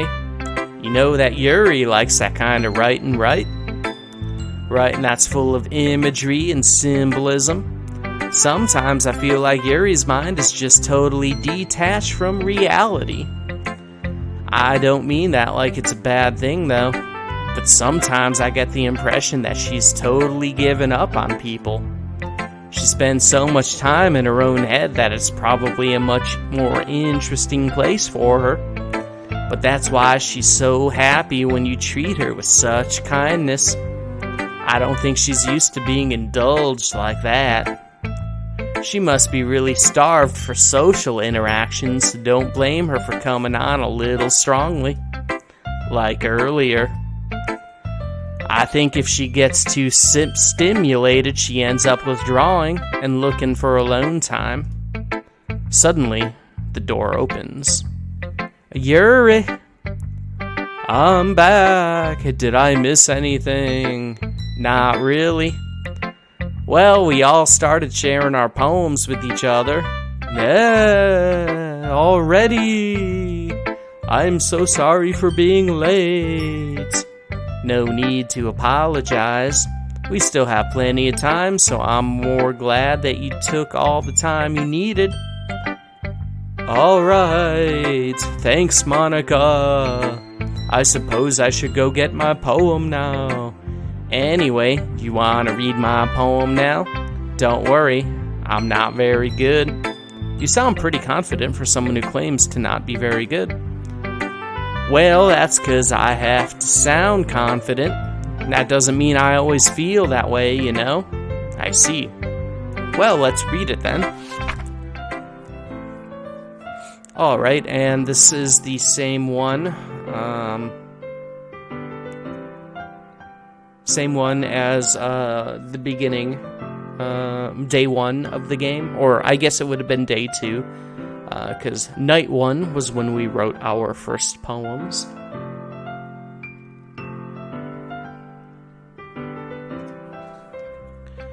So, what did you think? It's very freeform, if that's what you call it. Sorry, I'm not really the right person to ask for feedback. It's okay. Yeah, that kind of style's really gotten pretty popular nowadays. That is, a lot of poems have been putting emphasis on the time in between words and lines. When performed out loud, it can be real powerful. What was the inspiration behind this one? Well, I'm not really sure if I know how to put it. I guess you could say that I had some kind of epiphany recently. It's been influencing my poems a bit. An epiphany? Yeah, something like that. I'm kind of nervous to talk about deep stuff like that, because it's kind of coming on strongly. Maybe after everyone's better friends with each other. Anyway, here's Monica's writing tip of the day. Sometimes when you're writing a poem or a story, your brain gets too fixated on a specific point. If you try so hard to make it perfect, then you'll never make any progress. Just force yourself to get something down on the paper and tidy it up later. Another way to think about it is this. If you keep your pen in the same spot for too long, you'll just get a big dark puddle of ink. So just move your hand, go with the flow. That's my advice for today. Thanks for listening. Alright, I guess we'll show Yuri our day 1 poem. As Yuri reads the poem, I notice her eyes lighten. Exceptional! What was that? Question mark. Did I say that out loud? Yuri first covers her mouth, but then ends up covering her whole face. He's going to hate me. You really didn't do anything wrong, Yuri. That's... I guess you're right. What am I getting so nervous for? Ah ha ha ha ha. Yuri takes a breath. So, what kind of writing experience do you have? Your use of imagery and metaphors indicates you've written a lot of poetry before. Really? Wow, that's a huge compliment coming from you.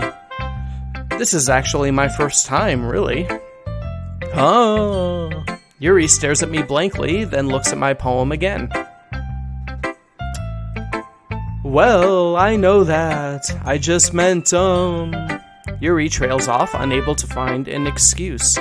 She traces her finger along the words in the poem, as if breaking it down more thoroughly. Yeah, okay. This is the reason I was able to tell the whole time. It's just that there are specific writing habits that are usually typical of new writers. And having been through that myself, I kind of learned to pick up on them. I think the most noticeable thing I recognize in new writers is that they try to make their style very deliberate. In other words, they tend to pick a writing style separate from the topic matter, and they form-fit the two together. The end result is that both the style and the expressiveness are weakened. Once Yuri finds her train of thought, it's as if her demeanor totally changes. Her stammering is completely gone, and she sounds like an expert. Of course, that's not something you can be blamed for.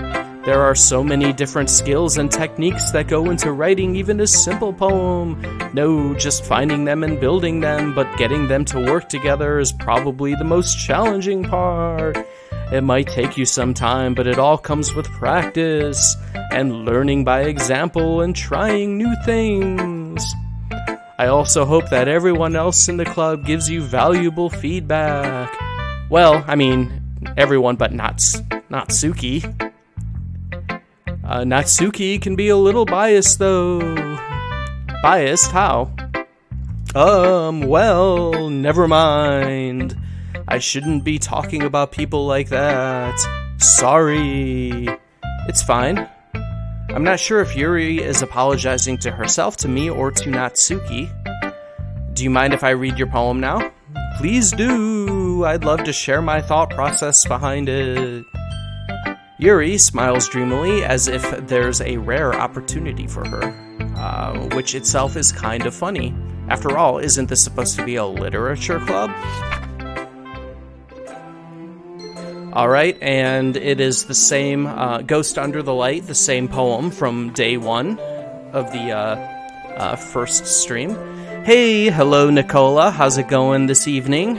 Welcome.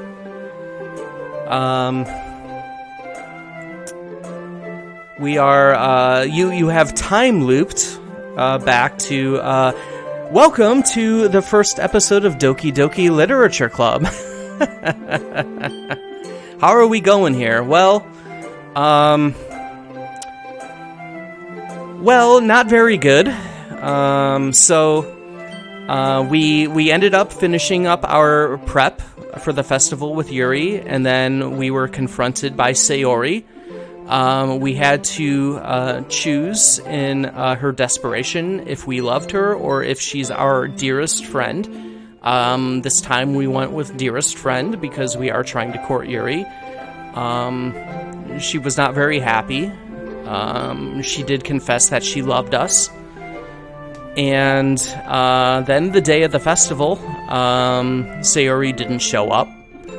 Monica was saying a lot of weird things to us. We went back to Sayori's house, went into her room and found that she hung herself. The game started glitching out. We started panicking.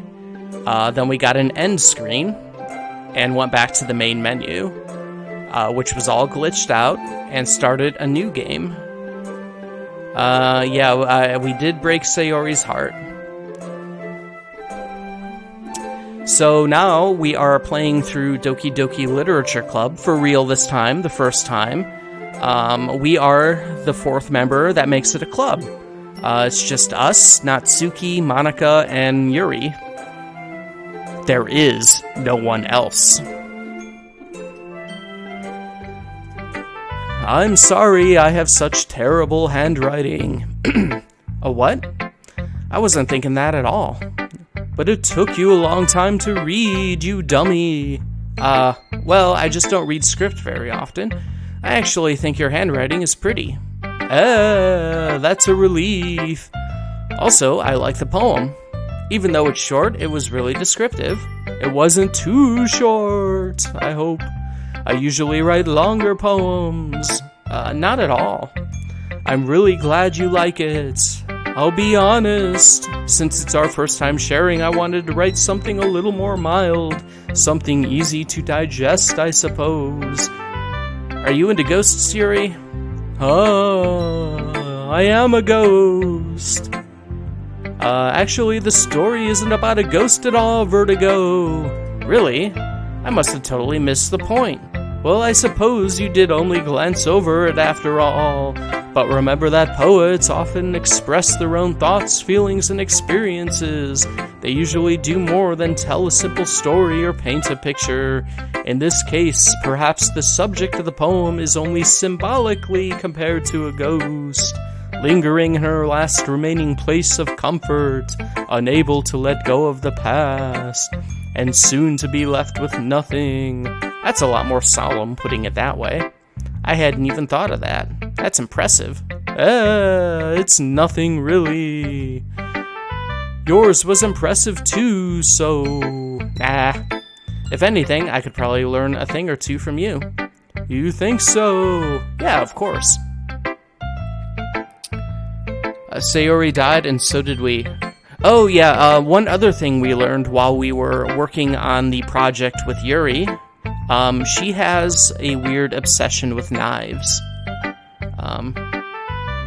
In case you want to remember that. You know, I was really nervous about doing this, but in the end I enjoyed it. I'm going to keep doing my best for you, Vertigo. And yeah, we're continuing our courting of Yuri. Because the only one we had left was Natsuki, and, I mean, who wants that? Although, I suppose in the future I'll have to see what that is like. Me too. Alright. Phew.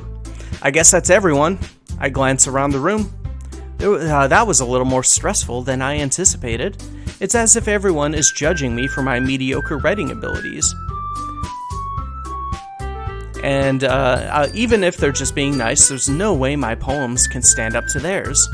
This is a literature club, after all. I sigh. I guess that's what I ended up getting myself into. Across the room, Monika is writing something in her notebook. My eyes land on Yuri and Natsuki. They gingerly exchange sheets of paper, sharing their respective poems. As they read in tandem, I watch each of their expressions change. Natsuki's eyebrows furrow in frustration. Meanwhile, Yuri smiles sadly. What's with this language? Did you say something? It's nothing. Natsuki dismissively returns the poem to the desk with one hand. I guess you could say it's fancy. Ah, thanks. Yours is cute. Cute? Did you completely miss the symbolism or something? It's clearly about the feeling of giving up. How can that be cute? I know that. I just meant the language, I guess. I was trying to say something nice. You mean you have to try that hard to come up with something nice to say? Thanks, but I really didn't come out, it really didn't come out nice at all. Well, I do have a couple of suggestions. If I was looking for suggestions, I would have asked someone who actually liked it. Which people did, by the way. Monika liked it, and Vertigo did too. So based on that, I'll gladly give some suggestions of my own. First of all, excuse me. I appreciate the offer, but I've spent a long time establishing my writing style. I don't expect it to change anytime soon, unless I come across something inspiring, which I haven't yet. And Vertigo liked my poem too, you know. He even told me he was impressed by it. Natsuki suddenly stands up. I didn't realize you were so invested in trying to impress our new member, Yuri. That's not what you're just... Yuri stands up as well. We got the wacky music going. A wacky fight.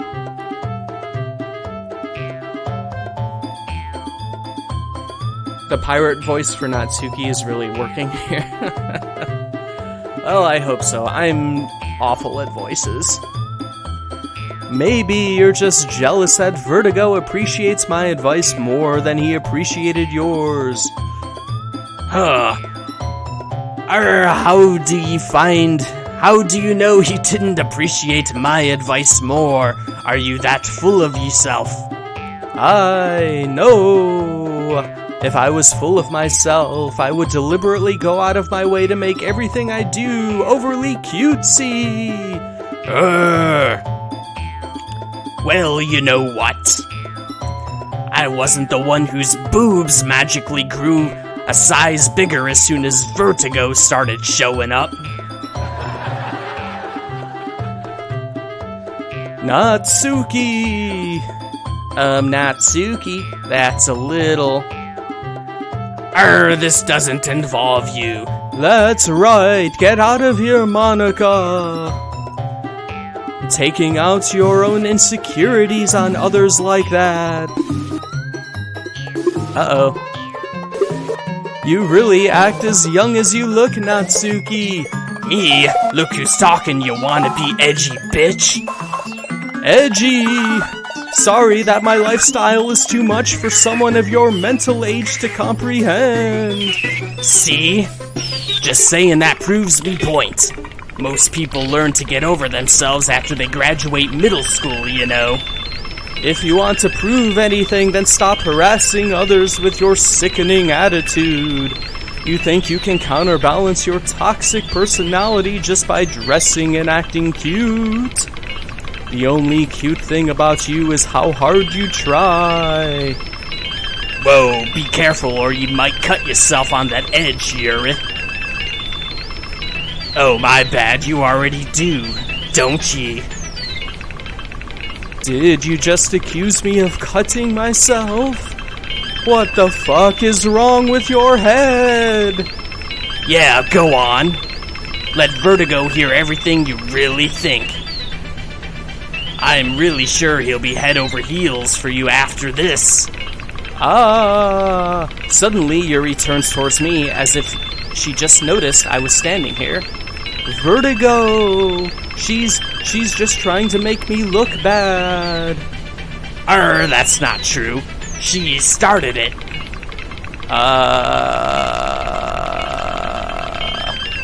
How did,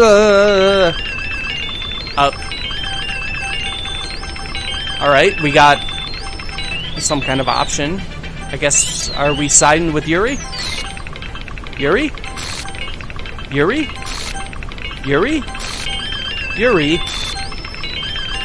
Uh-oh.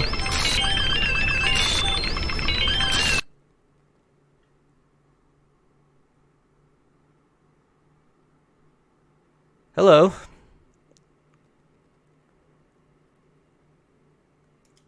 How you doing?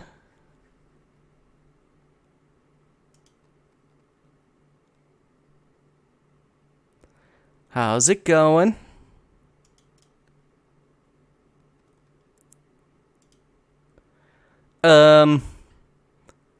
Hey, Vertigo. Why don't we step outside for a little bit? Okay. Sorry about that. They really shouldn't have tried to get you involved. It's probably better for us to stay out of this. We'll go back inside once they've done yelling. Some president I am, right? I can't even confront my own club members properly.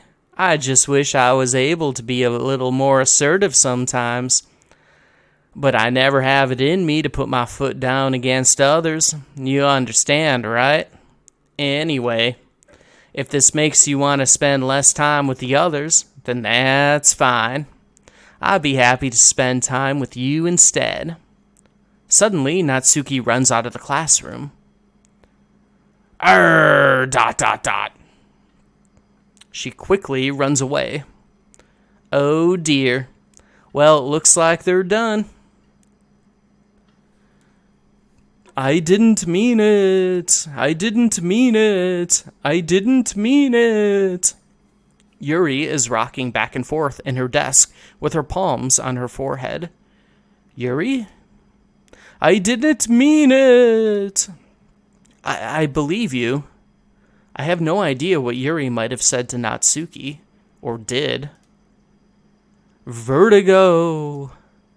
Please don't hate me. Please. I'm not like this. There's something wrong with me today. It's fine, Yuri. We know you didn't mean it. Besides, I'm sure Natsuki will forget all about it by tomorrow. Completely. ... Anyway, the meeting's over, so you can go home now if you want. ... Yuri looks at me like she wants to say something, but she keeps glancing at Monika. You can go first, Monika. I'd like to stay a little bit longer. I'm the president, so I should be the last one out. I'll wait for you to be done. ... Well, I'm the vice president, so please let me take that responsibility today. It kind of sounds like you don't want me around for something, Yuri. It's not that. I didn't get much of a chance to discuss my book with Vertigo. It would just be embarrassing with you listening.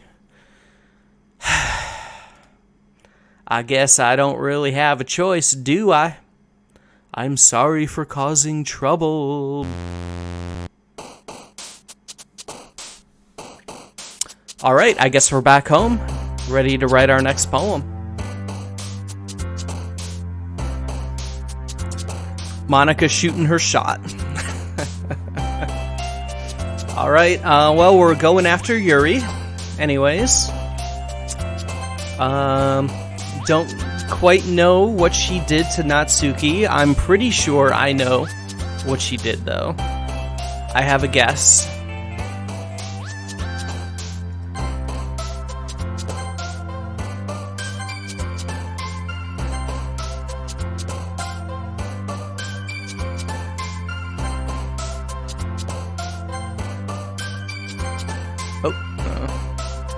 Let's see.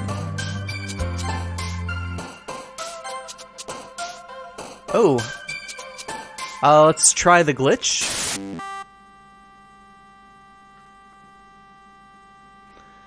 Interesting. I guess we are just gonna guess the rest of it.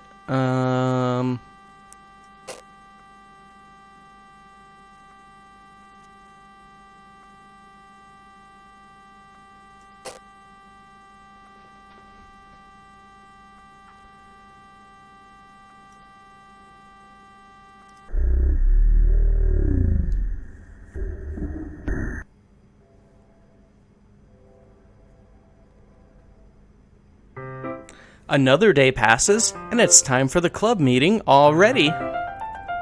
Yay! Another fun day in the wonderful literature club. I've gotten a little more comfortable here over the past couple days. Entering the club room, the usual scene greets me. Welcome back, Vertigo. Hi, Yuri. I'm not sure if it's me or if it's Yuri's expression, but the weight of yesterday's quarrel still hangs in the air a little. Yuri glances over her shoulder, looking around the room. Natsuki is reading a manga at her desk. And surprisingly, Monika isn't here yet. Oh, Monika's not here. Good time to hit that save. Suddenly, Yuri takes my arm and pulls me to the corner of the room. About yesterday, I really need to apologize. Nothing like that has ever happened before. And something just came over me, I guess. I wasn't acting mentally sound. Please don't think we're usually like this. Not just me, but Natsuki as well. Yuri, I'm happy that you are considerate and apologized. You don't have to worry too much. Even though I've only been here a couple days, I could tell something was off yesterday. Maybe we were just a little extra sensitive because it was our first time sharing poems. But whatever it was, it didn't make me think any less of you. Although, I think the first go-around, there was a fight, a similar fight between Yuri and Natsuki. And Yuri did make fun of, Natsuki made fun of Yuri's breasts getting larger when we were in the room. But it certainly didn't end up going the way it went. Because Sayori was there to break things up. She was the one who really had the control, it seems. I had already decided that there's no way you can be a bad person. Wow, we already decided that, huh? And now that you're apologizing, I know you really didn't mean it. Ah, vertigo. Don't say those kinds of things so frankly. They make me a little too happy. I'm really glad that you're such an understanding person. And I'm really glad that you joined the club. Haha, those are not the breasts of a bad person.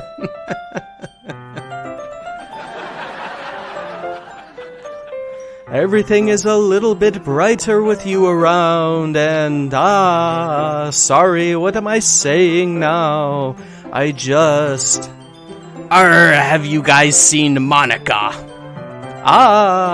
No, I haven't. I was also kind of wondering where she was. Man. Yuri, I'm guessing you haven't either. Yuri is clearly taken aback by how calmly Natsuki is addressing her. No, I haven't. Geez, this isn't like her at all. I know it's stupid, but I can't help but worry a little bit. What? Why are you looking at me like that? Natsuki, about yesterday, I just wanted to apologize. I promise I didn't mean any of the things I said, and I'll do my best to stay under control from now on. So... Yuri, what the heck are you talking about? Did you do something yesterday? Jeez. Whatever's on your mind, I'm sure it was nothing. I don't even remember anything bad happening. You're the kind of person who worries too much about the little things, aren't you? But... Oh boy. Me bull's sailcloth, blind light lifeline, and receptacularly faultlessly offered scleromalationade catholicate. I'll accept your apology anyway, if it means you'll feel better about it. Besides, it's kind of nice to hear, since I was always afraid you secretly hated me or something like that. No, not at all. I don't hate you. Well, you're kinda weird, but I don't hate you either. ... Natsuki turns to me. You're still on trial, though. Hey. Suddenly, the door swings open. Sorry, I'm super sorry. There you are. I didn't mean to be late. I hope you guys weren't worried or anything. Nah. Well, Natsuki was. I was not. What took you so long anyway? Well, my last period was study hall. To be honest, I kinda lost track of time. That makes no sense, though. You would have heard the bell ring at least. I must not have heard it, since I was practicing piano. Piano! I wasn't aware you played music as well, Monica. Don't give me more credit than I deserve. I guess I've been practicing for a while, but I'm still not really good yet. Still, that must require a lot of dedication, so I'm still impressed. Oh, well, thanks, Yuri. You should play something for us sometime. That's... Monica looks at me. Well, I'm working on writing a song, but it's not quite done yet. Maybe once I get a little bit better, I will. That sounds cool. I look forward to it. Is that so? In that case, I won't let you down, Vertigo. Monica smiles sweetly. I didn't meet any pressure or anything like that. Don't worry. I was hoping that I could share it with you anyway. I guess that's why I've been practicing so much recently. I see. I'm not sure if Monica was referring to the whole club or just me. In that case, best of luck. Thanks. So I didn't miss anything, did I? Nah, not really. I choose not to bring up anything that the three of us talked about. Besides, Natsuki has already run off into the closet. Vertigo! Since your compliments put me in a good mood, I was wondering if you would like to spend time together today. I mean, in the club, of course. I would never talk to you outside of the club. Yeah, definitely. I planned on it anyway. Okay, can we start now? Let's find a place to sit. I'm being a little forceful, aren't I? I'm sorry, my heart just won't stop pounding for some reason. Don't worry about it. If anything, it's nice to see you have so much energy. Yeah, but I need to try to calm down. I won't be able to focus on reading like this. Take your time. Yuri takes a deep breath and pulls a copy of the book out of her bag. Actually, I have a request. Do you mind if I make some tea first? And not at all. Thanks very much. If there's one thing that can make reading time more better, it's a nice cup of tea. Not to mention for yourself as well. Yuri stands up and makes her way to the closet. I follow and watch as she retrieves a small water pitcher from the shelf, the kind with the filter inside. Can you hold this for a second? I suppose. Man, these clubs are so much work. Yuri hands me the water pitcher and also fetches an electric kettle. I'm going to plug this in at the teacher's desk, and then I'll go get some water. Do we get to relive the scene where we feed her without consent? Oh, I guess we'll see.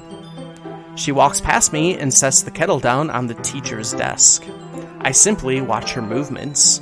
To my surprise, the way she moves really contrasts her speaking mannerisms. Especially because of her long legs, Yuri appears elegant and methodical.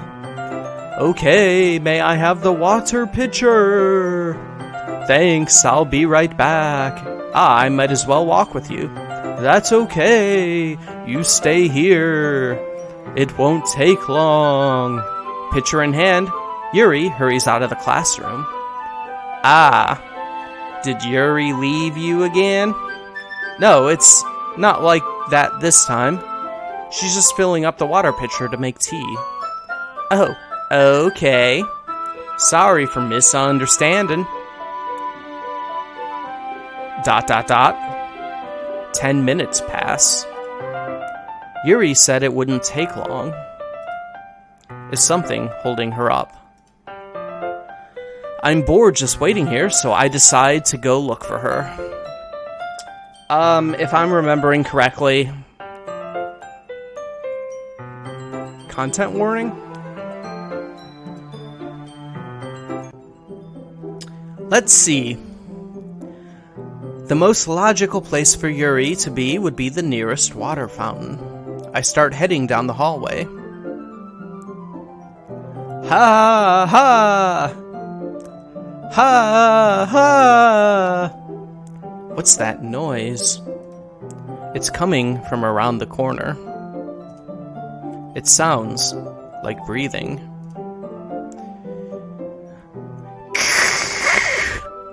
Is that how you make that sound? A sharp inhale, like someone is sucking the air through their teeth. Are they in pain? I reach the corner and peer around it. Alright, content warning, content warning. Yuri? Kia!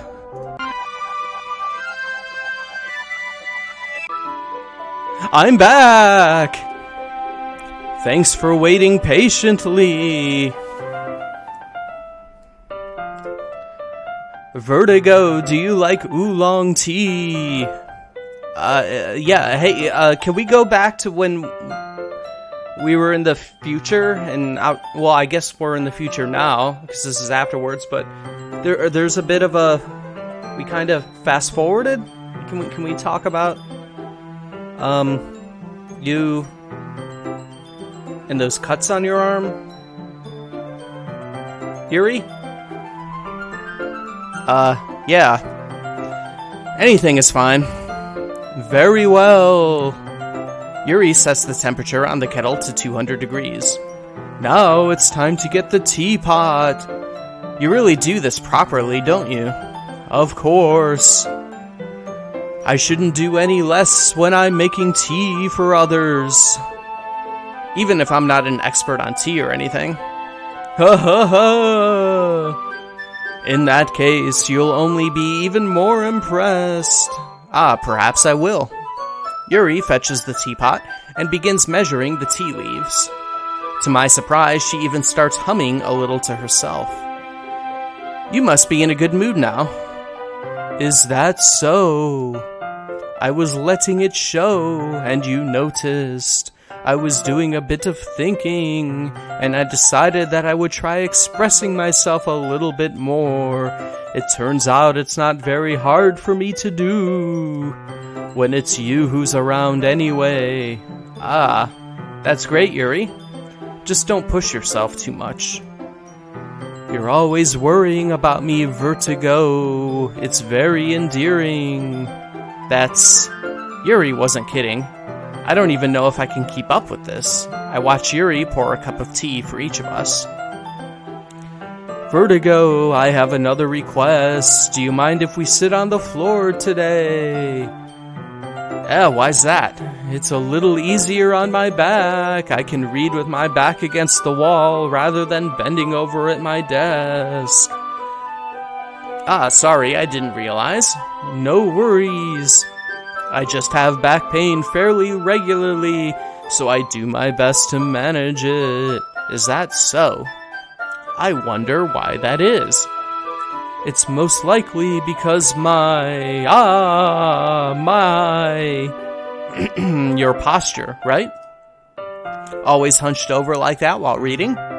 Yes! I have terrible reading posture, that was it. So that's why we should sit on the floor. Fair enough. I'll go ahead and get the book. I retrieve the book from my bag. Ah, I have some chocolate as well. It's a bag of small chocolate candies that I usually keep hidden from Redacted. I take it since it'll go well with the tea. Yuri and I then sit against the wall, teacups at our sides. As if in sync, we assume the same reading position as last time, each holding one half of the book. Except this time, our bodies are even closer to each other.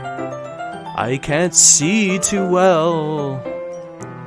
Yuri slides closer until our shoulders are touching. How am I supposed to focus on reading like this? Yuri was always kinda cute, but when she's being less apprehensive, it's almost more than I can handle. Your teacup. Yuri hands me my teacup. Holding it with my hand that's not holding the book, I end up in a position that makes it even harder to focus. Because now I need to worry about making sure I don't accidentally touch her chest. There we go again. Meanwhile, Yuri hasn't noticed a single thing. She wears her intense reading expression, and I can only presume the world around her has faded away. I use all of my willpower to focus on reading. ... After a few minutes, I finally manage to relax a little. I put the teacup between my legs and fumble with the chocolate wrapper. Sorry. I briefly let go of the book and finish opening the wrapper. You can have as much as you want. That's okay. I won't take any. You sure? Well, if I touch it, then I might get smudges on the pages. You're right. I didn't even think about that. My bad. No need to apologize. I'll hold the book, okay? Are you sure? Of course. Yuri opens the book with both hands. She holds it so that I don't have any harder of a time reading from it, but as a result, her left arm is practically resting on top of my leg. Well, in that case, Yuri is already totally focused on reading again. I take a chocolate candy and pop it into my mouth. Then I take another chocolate, and I hold it up to Yuri. She doesn't even look away from the book. She simply parts her lips, as if the situation was completely natural. But that means I can't stop here. I apprehensively place the chocolate in her mouth. There it is. We got the chocolate scene. Right after the, other scene. Just like that, Yuri closes her lips over it. Yuri's expression suddenly breaks. Did I just... Yuri looks at me like she needs to confirm what just happened. Vertigo. Sorry. I guess I shouldn't have done that. Yuri starts to breathe heavily. I can't. Vertigo. Suddenly, Yuri forcefully grabs my arm and jerks me to my feet. My teacup gets knocked over. Vertigo. My heart. My heart won't stop pounding. Vertigo. I can't calm down. I can't focus on anything anymore. Can you feel it, Vertigo? Yuri suddenly presses my hand, against her chest. Why is this happening to me? I feel like I'm losing my mind. I can't make it stop. She's just as uncomfortable this time. I'd say this is a little different than... It even makes me not want to read. I just want to look at you. Uh-oh. Ah. Ah. Ah.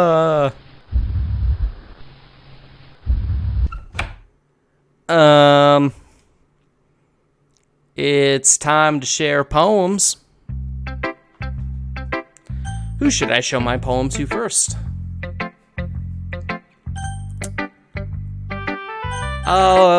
Well, we wrote a poem for Yuri, so let's start with her. I've been waiting for this. Let's see what you've written for today. Dot dot dot. Dot dot dot dot dot. Yuri stares at the poem with a surprised expression on her face. Do you like it? Vertigo. This one might be even better than yesterday's. How did you even pick up on this so quickly? Just yesterday I was telling you the kind of techniques worth practicing. Maybe that's why. You did a good job explaining. I really wanted to try giving it more imagery. Yuri visibly swallows. Even her hands appear sweaty. Ah, that makes me so happy. It's so amazing to feel like I'm valued, Vertigo. Everything you write is a treasure to me. My heart pounds just holding it. Ah ha ha. I want to write a poem about this feeling. Is that bad, Vertigo? I'm not being weird, right? I'm having a harder time than usual at concealing my emotions. I'm kind of embarrassed, but right now I just want you to read my poem too. Okay.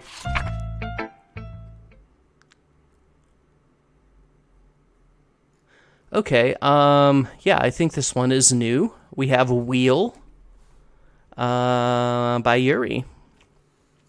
A rotating wheel turning on axle, grinding, bolt head, linear gearbox, falling sky, 7 holy stakes, a docked ship, a portal to another world, a thin rope tied to a thick rope, a torn harness, parabolic gearbox, expanding universe, time controlled by slipping cogwheels, existence of God, swimming with open water in all directions, drowning, a prayer written in blood, a prayer written in time-devouring snakes with human eyes, a thread connecting all living human eyes, a kaleidoscope of holy stakes, exponential gearbox, a sky exploding stars, God disproving the existence of God, a wheel rotating in 6 dimensions, 40 gears and a ticking clock, a clock that ticks 1 second for every rotation of the planet. A clock that ticks 40 times every time it ticks every second time. A bolt head of holy stakes tied to the existence of a docked ship to another world. A kaleidoscope of blood written in clocks. A time-devouring prayer connecting a sky of 40 gears and open human eyes in all directions. Breathing gearbox. Breathing bolt head, breathing ship, breathing portal, breathing snakes, breathing God, breathing blood, breathing holy stakes, breathing human eyes, breathing time, breathing prayer, breathing sky, breathing wheel.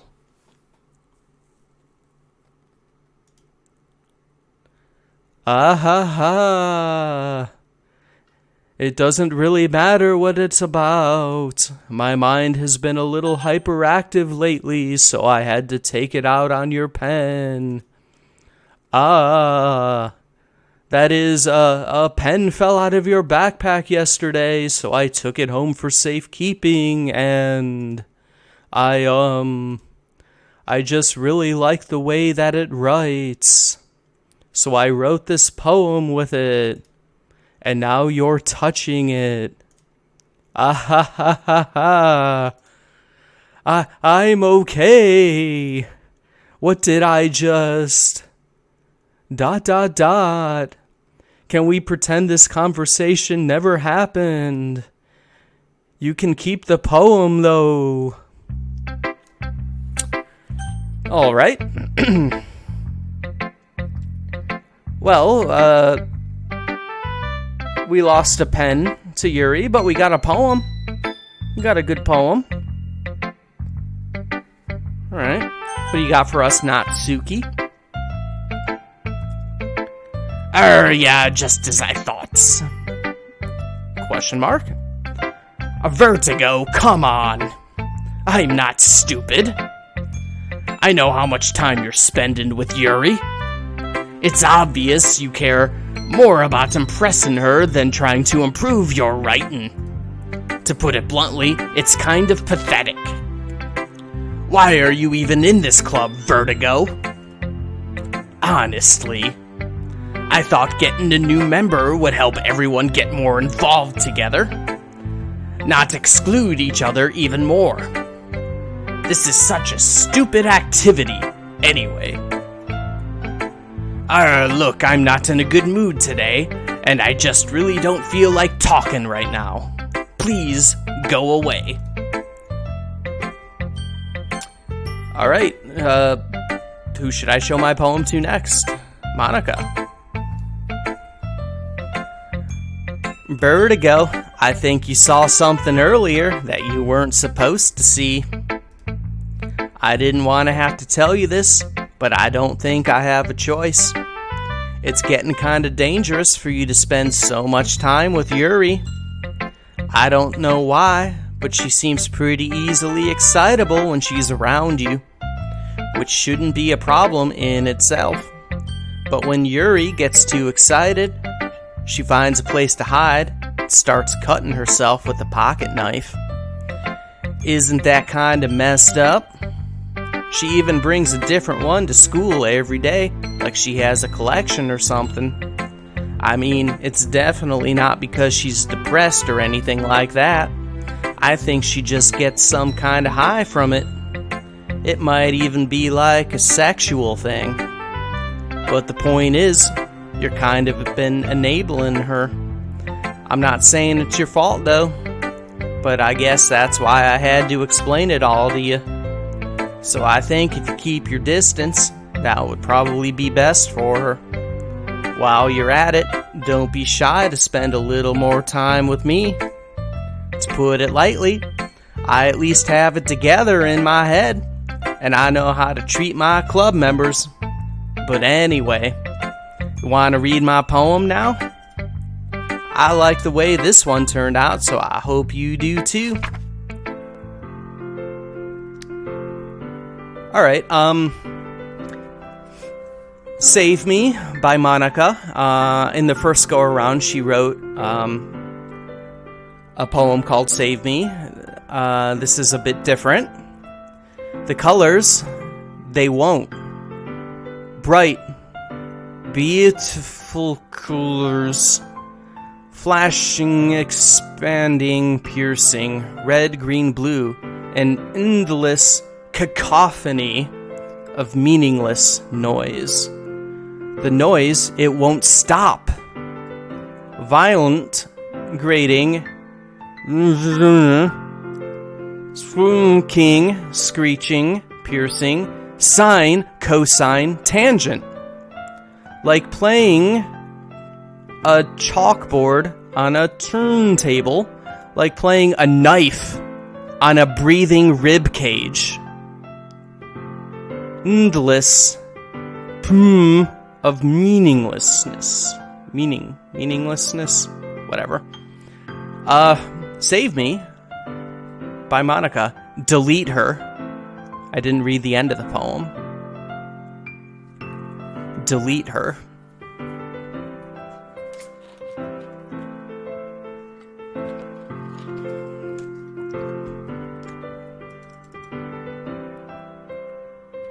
I'm pressing the delete button on my keyboard, and it's not doing anything. Alright, continue. Sorry, I know it's kind of abstract. I'm just trying to, well, never mind. There's no point in explaining. Anyway, here's Monica's writing tip of the day. Sometimes you'll find yourself facing a difficult decision. When that happens, don't forget to save your game.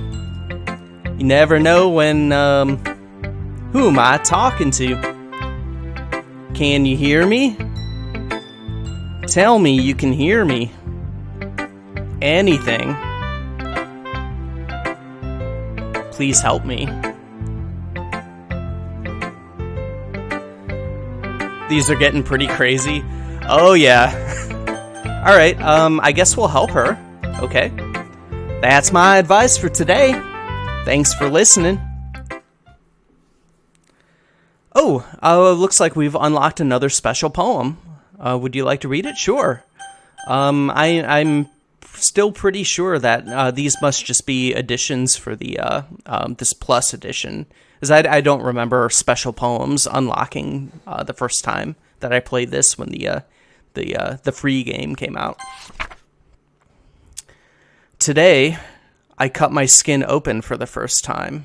It was exhilarating. I think I understand how redacted feels now. I'm supposed to be the responsible one, though. So I don't think I'll be doing it again, unless I decide to kill myself. I left a memento of the occasion below.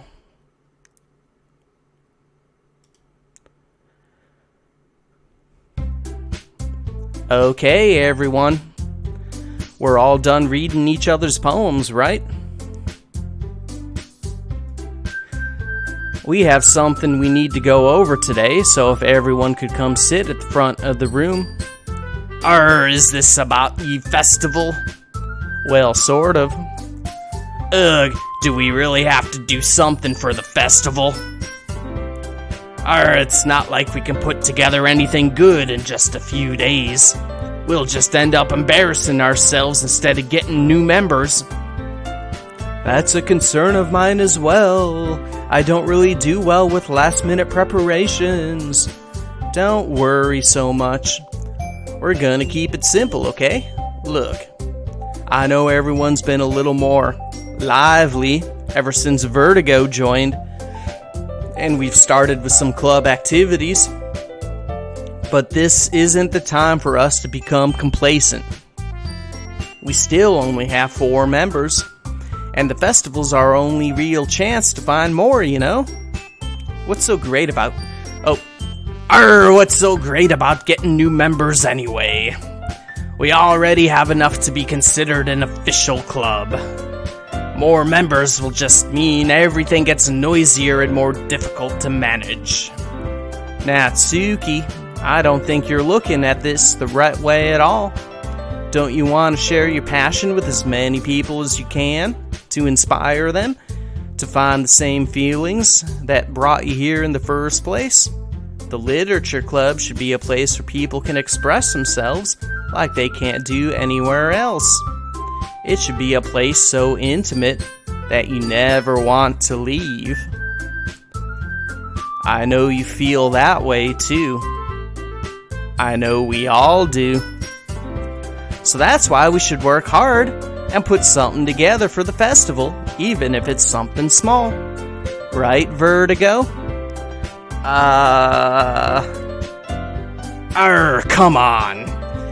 You can't take advantage of Vertigo to agree with you just because he doesn't know how to say no to anything. Look, Monica, do you really think any of us joined the club with other people in mind? Yuri never even talked until Vertigo joined. As for me, I just like it better here than I do at home. And Vertigo isn't even passionate about literature in the first place. And that's everyone. Sorry, but you're really the only one who's so interested in finding new members. The rest of us are fine like this. I know you're president and all, but you should really consider our opinions for once. ... Monica is clearly taken aback by Natsuki's words.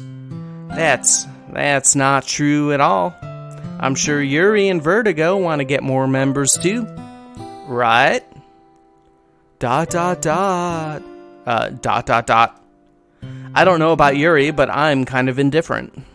If I showed so much enthusiasm as Monica wanted, then I would probably be lying. Still, if it's up to me to rescue this situation... no. Natsuki's right, isn't she? This club, it's nothing more than a place for a few people to hang out. Why did I think that everyone here saw it the same way I did? But that doesn't mean that we're against getting new members or anything. Vertigo, why did you even join this club? What were you hoping to get out of it? Well, that's not really something I can be honest about, is it? In fact, if I remember, you weren't even given a choice not to join. Monica sits down and stares at her desk. What's the point of all this anyway? What if starting this club was a mistake? ... Now you've done it, Natsuki. What, me? I just spoke me mind. Is it a crime to be honest? It's not about being honest, it's about word choice. Besides, you have no right to speak for everyone else in the club like that. You don't understand it all. I just wanted a place that feels nice to hang out with new friends. Is there a problem with the club being that for me? There aren't many other places like that for me. And now Monica wants to take it away from me. She's not taking anything away. No, Vertigo? It's not the same. It won't be the same with the direction she wants to take. If I wanted that, then I could have just joined any other stupid club. But this one, at least for a little bit of time, things were nice. Natsuki starts packing up her things. I'm going home. I feel like I don't belong here right now. Natsuki ignores Yuri and walks right out of the classroom. ... This is bad. I don't know what to do. Well, do you have an opinion on the festival? I don't know. I'm kind of indifferent, I guess. Who cares about that obnoxious brat? I like how nice and quiet the club is right now. And I'm just happy with you here. But still, I'm the vice president. It's not right for me to ignore my responsibilities like that. Nobody would cry if she killed herself. I should do my best to consider everyone's perspective and make the decision that's right for the club. But what about you, Vertigo? What do you want to get out of this club? Yuri repeats the same question as Monica. I decide to give an indirect answer, is better than nothing. I think the most important thing is for everyone to get along. And for the club to provide something that you can't get anywhere else. I don't think it's about how many members, but rather the quality of each member. That's what will end up making the literature club a special place. I see. I really agree with you. Each member contributes their own qualities in a special way. With each change in members, the identity of the club as a whole will change too. I don't think that's necessarily a bad thing. Your eye doing okay there, buddy? Stepping outside of your comfort zone once in a while. So if you would like to help Monica with the festival, then I'm on your side as well. Alright. Well, maybe we can all talk to Natsuki tomorrow. Yuri nods. Hey, Yuri. I know things were a little awkward yesterday, but I feel like you deserve to know that I still think you're a wonderful vice president. And also a wonderful friend. Monica! I want to do everything I can to make this the best club ever. Okay. Me too. Yeah. Let's all go home for today. We'll talk about the festival tomorrow. Okay. I look forward to it. Shall we go, Vertigo? Please don't take this the wrong way, but I'm gonna chat a little bit with Vertigo before we leave. just to see what he thinks of his time here and all that. It's important to me as president. ... Yuri looks a little troubled, but she doesn't protest. Okay, I trust your judgment, Monica. In that case, I'll see you two tomorrow. See you tomorrow. Monica waves as Yuri exits the classroom. Phew. Things have been a bit hectic lately, haven't they? Oh, what a club. Vertigo, I just wanted to make sure you're enjoying your time at this club. I would really hate to see you unhappy. I feel kinda like I'm responsible for that as president. And I really do care about you, you know. I don't like seeing the other girls give you a hard time with how mean Natsuki is and everything. And Yuri being a little bit, you know. Sometimes it feels like you and I are the only real people here. You know what I mean? But it's weird, because in all this time you've been here, we've hardly gotten to spend any time together. I mean, I guess it's technically only been a couple days. Sorry, I didn't mean to say anything weird. There are just some things I've been hoping to talk about with you. Things I know you could understand. Wait, not yet. No, stop it. Alright, I guess we're back home, writing the next poem. Things have been going on.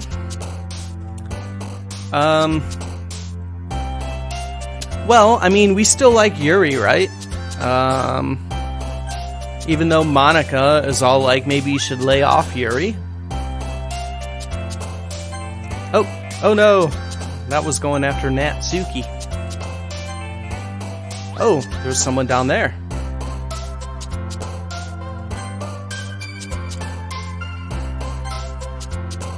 Let's see, Inferno.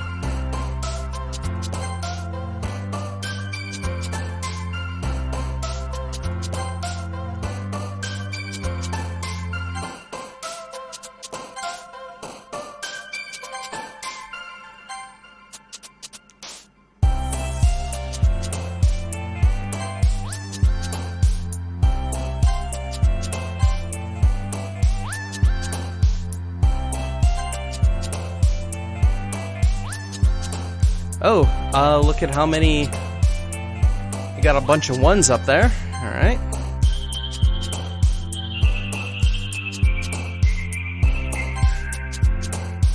Alright, I guess we'll go with glitch. Why not? Why not? So I guess we're just kind of guessing now.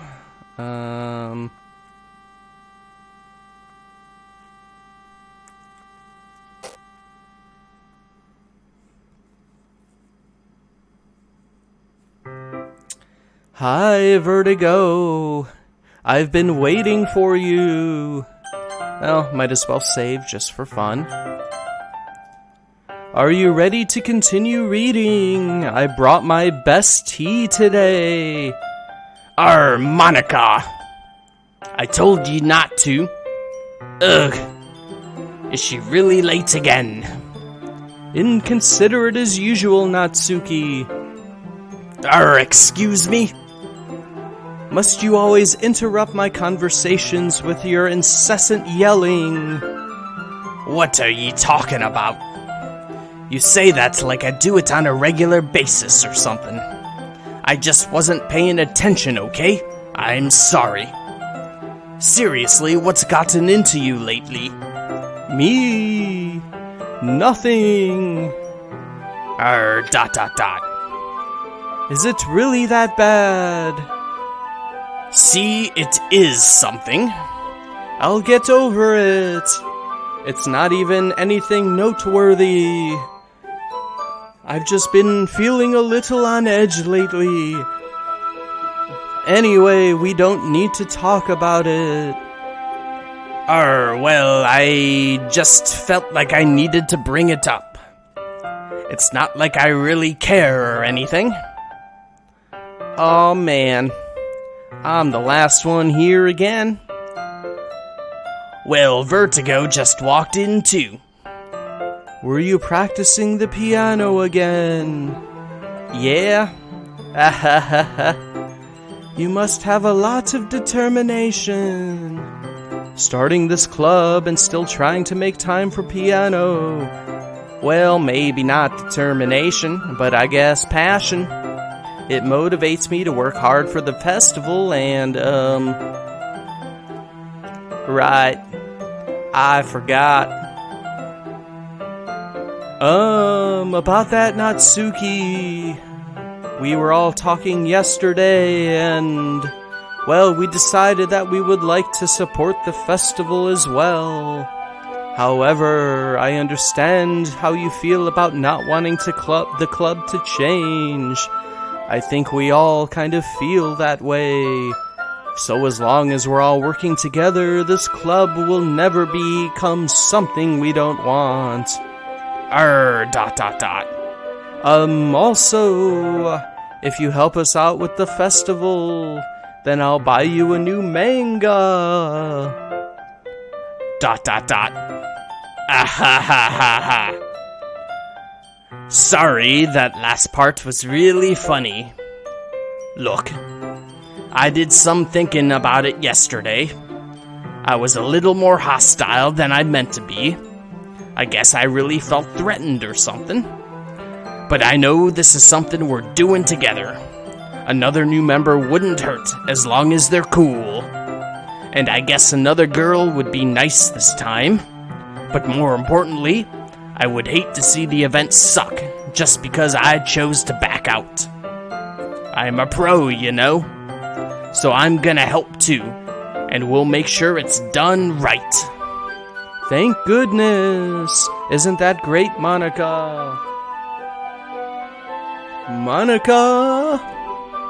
Ah, yeah, that's wonderful. It wouldn't be the same without you, Natsuki. Anyway, Vertigo, what do you want to do today? I was thinking we already have plans today. Ah, is that so, Yuri? That's correct. Vertigo is already engaged in a novel that we're reading together. Aren't you glad I've already gotten him into literature, Monica? I suppose. I was just... Actually, it doesn't matter. It really doesn't. You guys can do whatever you want. Thanks for understanding, Monica.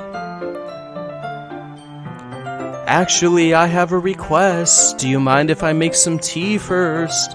Not at all. Thanks very much. If there's one thing that can make reading time here better, it's a nice cup of tea, and we know that. Not to mention for yourself as well. Yuri stands up and makes her way back to the closet. I follow, and we get the picture with the filter. Can you hold this for a second? Sure. Yuri hands me the water pitcher and also fetches an electric kettle. I'm going to plug this in at the teacher's desk. Yeah, we all know about this. She sets the kettle down. We watch her movements. Yep, it really contrasts with her speaking mannerisms. Her long legs, elegant and methodical. We're kind of in a time loop here.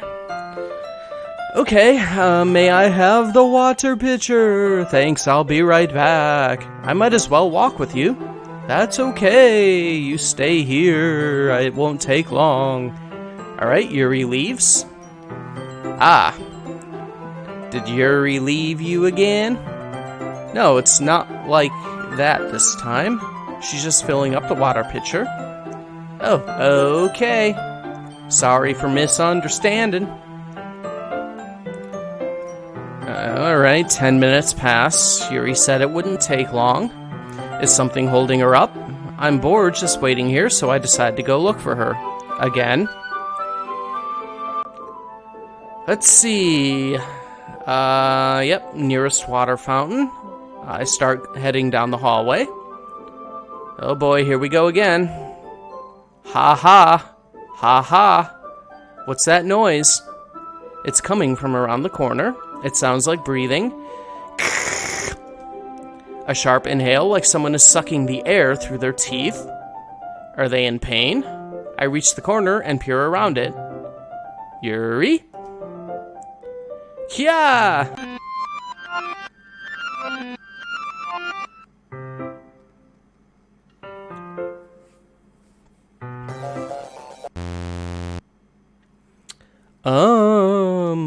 Wait. How did I? Sorry, I just had weird deja vu. This hasn't happened before or anything, right? My head has been a little fuzzy lately. I hope it wasn't really been showing or anything. I would hate for you to think I'm weird just after we started spending time together. I mean, everyone has a few unusual things about them, but expressing those things so soon after meeting someone is usually seen as inappropriate or unlikable. At least that's what I've discovered. When I was a bit younger, I think I would come on really strongly and get a little too intense. It made people not want to be around me, so I started hating those things about myself, my obsession with certain hobbies, and the way I can't control myself when I get too excited about something. So I eventually stopped trying to talk to people. If nobody could ever like me for the things that matter most to me, then it's just easier if I close myself off. But recently, something's been wrong. I don't know what it is, but every time we come to the club, my heart starts to go crazy. Like it's going to rip out my chest. It overwhelms me with energy and emotions that I can't let out. It's been making me do weird things. I don't know why it's happening. Vertigo. Is it just me, or has Monica been acting a little off lately? She's always been a sweetheart ever since I joined the club. But recently, I've been feeling something sharp whenever she's around. I'm not crazy, right? Please, tell me I'm not. I couldn't say anything before because she's always listening. But finally, we're alone. Can we just stay here for a while? Yeah. ... I just want to stay here. Just the two of us. We can stay here until the club ends. And then we'll have the club room all to ourselves. Nobody to interfere with our reading time. Nobody to make me feel like stabbing myself in the throat.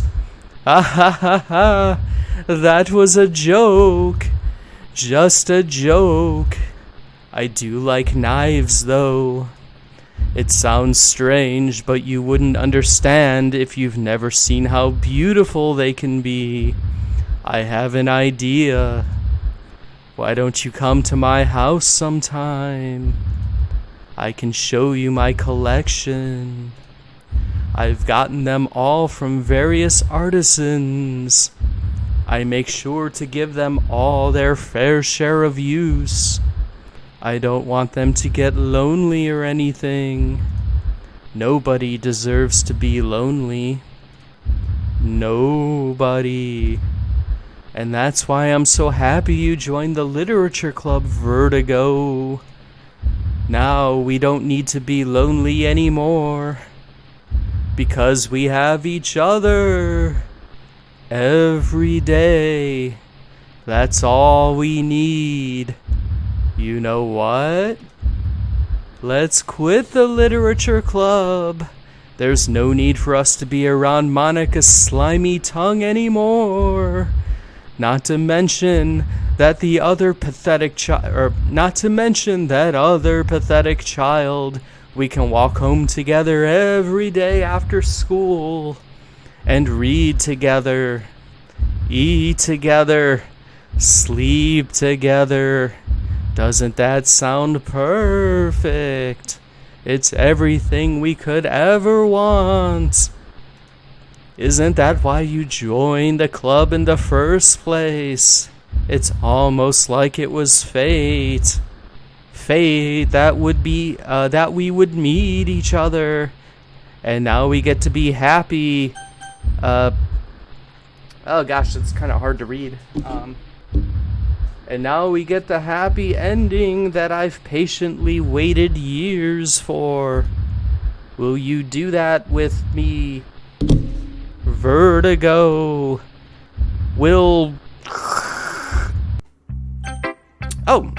should I show my poem to first? Uh-oh. Yeah. Lots of uh-ohs. Don't worry. We are making this the best club in the school. We are going to show the festival goers how good we are. And we will get to the festival this time. You know. I mean, what happened with Sayori can't happen again. Everything will be okay. Alright, let's just get Natsuki out of the way. I'm not gonna read another one of your Yuri suck-up poems. But I'm still going to make you read mine. There's a reason. I really wish I didn't have to do this. But unfortunately, I don't have much of a choice. Just read it carefully, okay? Then you can go away. Alright. I guess we have Untitled by Natsuki. I don't know how else to bring this up, but there's been something I've been worried about. Yuri has been acting kind of strange lately. You've only been here a few days, so you may not know what I mean. But she's not normally like this. She's always been quiet and polite and attentive, things like that. Okay, this is really embarrassing, but I'm forcing myself to suck it up. The truth is, I'm really worried about her. But if I try talking to her, she'll just get mad at me again. I don't know what to do. I think you're the only person that she'll listen to. I don't know why, but please try to do something. Maybe you can convince her to talk to a therapist. I've always wanted to try to be better friends with Yuri, and it really hurts me to see this happening. I know I'm going to hate myself later for admitting that, but right now I don't care. I just feel so helpless. So please, see if you can do something to help. I don't want anything bad to happen to her. I'll make you cupcakes if I have to. Just please try to do something. As for Monica, I don't know why, but she's been really dismissive about this. It's like she just wants us to ignore it, so I'm mad at her right now, and that's why I'm coming to you about this. Don't let her know I wrote this. Just pretend like I gave you a really good poem, okay? I'm counting on you. Thanks for reading.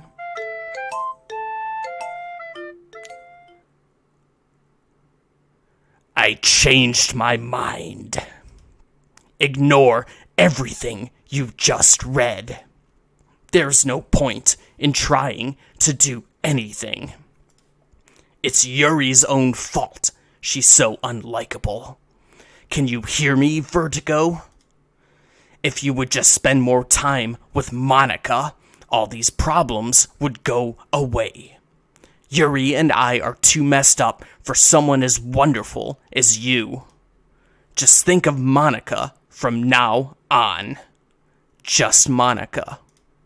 Just Monica. Just Monica. Oh, can we share our poem with Just Monica? Just Monica, okay.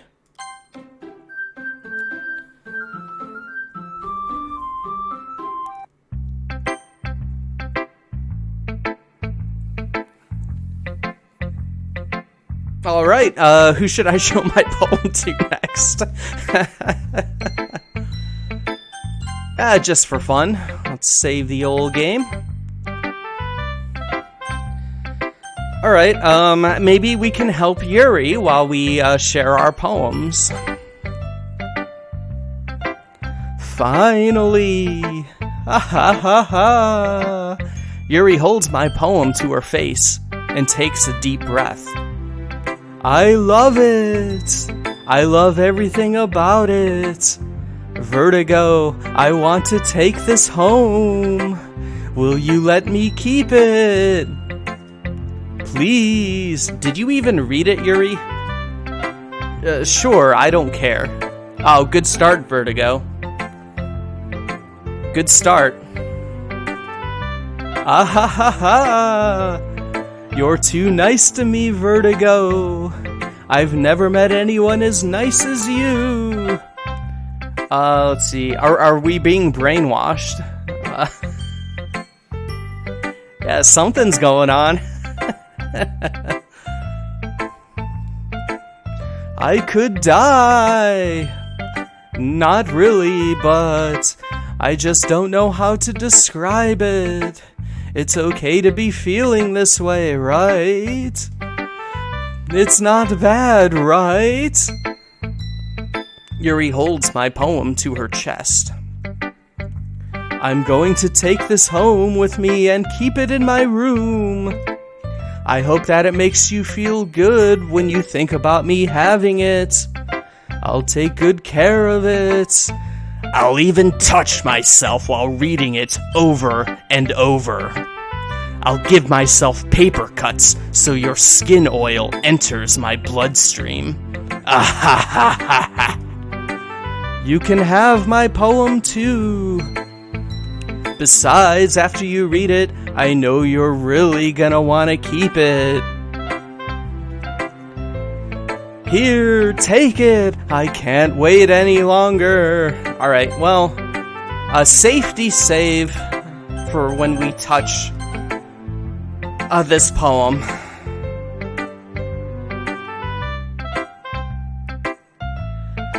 Content warning for gross. Hurry! Read it!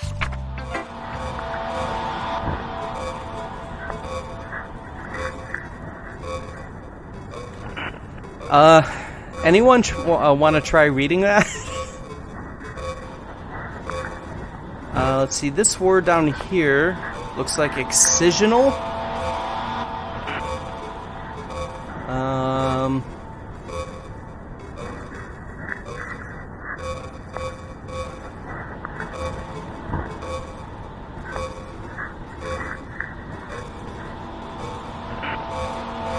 Oh, overpacks.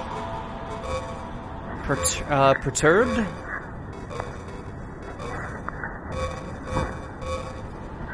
Something draws me closer.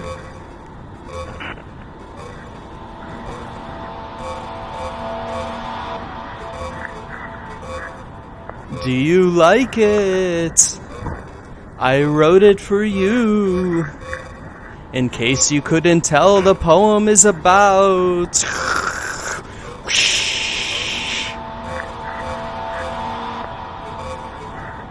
More importantly, I've endowed it with my scent. See, aren't I the most thoughtful person in the club? ... Something something blood smear.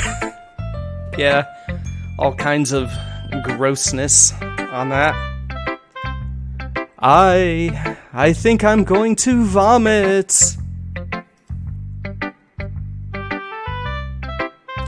Alright, I guess we'll, show our poem to just Monica.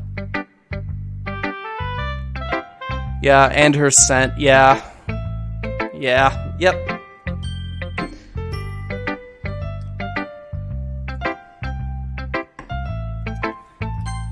Alright, Monica. Don't say I didn't warn you, Vertigo.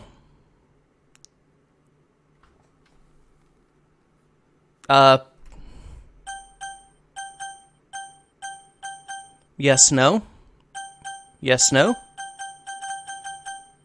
I'm gonna say no. We want out of here. Stare at the dot to reveal a special message.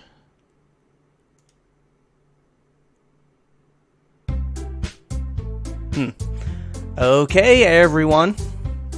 It's time to figure out the festival preparations. Let's hurry and get this over with. Jeez. Why is the mood so weird today? Look, even Yuri isn't immune to it. Stagnating air is a common foreshadowing that something terrible is about to happen. Look, can we just get this done? I'm gonna be printing and assembling all the poetry pamphlets. Natsuki, I was thinking, I want to make cupcakes. Yeah, that. Glad we're on the same page. Yuri, you can... Well, it doesn't matter. Do whatever you want, as long as you think it'll help. Monica, I'm not useless, you know. I know that. I already know what I'd like to do. We can't run a successful poetry event without having the right atmosphere for the occasion. So I'm going to make decorations and set up some nice mood lighting. There, see? That's a great idea. And that gives us all something to do. What about Vertigo? Vertigo is gonna help me. Wait, you? You have the easiest job, Monica. Sorry, but that's just how it is. Like hell it is. What are you trying to pull? I agree with Natsuki. Not only is your work already most suitable for one person, but my task is laborious enough to benefit from an extra pair of hands. Mine too. What? Your cupcakes? Please. Like you would fucking know. All you care about is dragging Vertigo around with you in your stupid books. You and Monica. Hey, I didn't even do anything. Okay then, why not let Vertigo decide who to help instead of abusing your power? I'm not abusing my power. Yes, you are, Monica. Just let Vertigo make the choice, okay? Okay, fine. Fine. Jeez. Vertigo, I know how fed up you are with these two by now. We can just... Natsuki, shut your fucking mouth and let him decide for himself.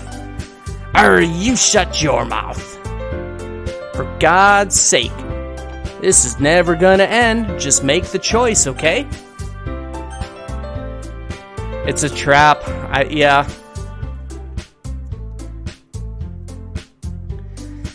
I mean... So, like, the obvious one would probably be Natsuki, right? Because she knows something is going on. Oh, also, look at this. You can't see this, so, you know, I can select whatever I want. Let me put it on Natsuki here. It's making the mouse go down to Monica. The game is making me go down to Monica.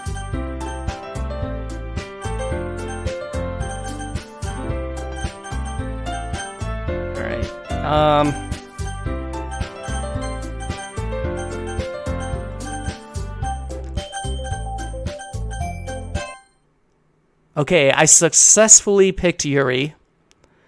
And just think about Monica. Yeah, look at this. Yay, you picked me. We can meet at your house this weekend. I promise it'll be fun. Is Sunday okay with you? Are you fucking kidding me? This isn't fair at all. It is fair, Natsuki. It's what he chose. No, it's not fair. Giving us all this work and then taking vertigo for yourself. What a shameful thing to do. Yuri, I didn't even give you any work. You decided it for yourself. You're being a little unreasonable here. I'm being unreasonable.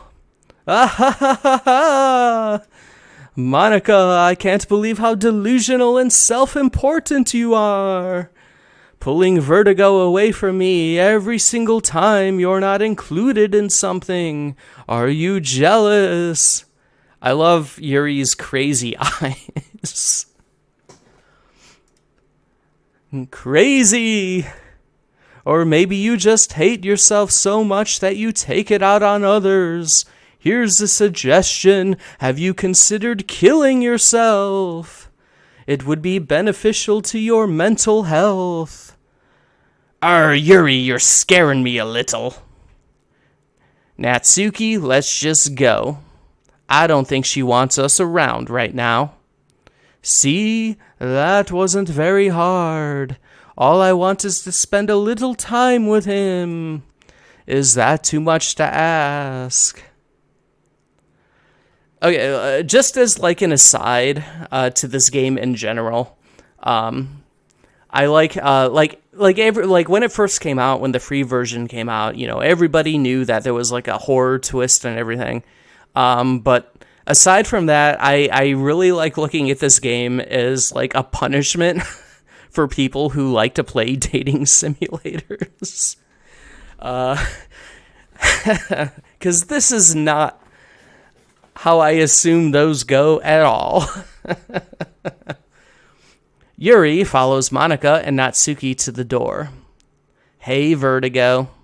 Yuri is really something, ain't she? Monica giggles as Yuri pushes her out the door. Finally.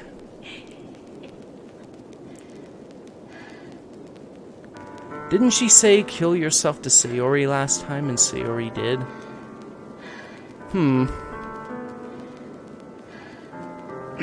That I don't recall. But hey, you know, well, things are going on in this game. So, you know, I'm imagining all the dating sim dudes being like, I'm trying to bang Yuri, why did it force me to take Monica? You know, I'm trying to get Yuri naked. No, Yuri, put the knife down. Yeah, you know. Alright, we're going to Sayori's house. I think we're gonna finally bang. Oh, shit. Like,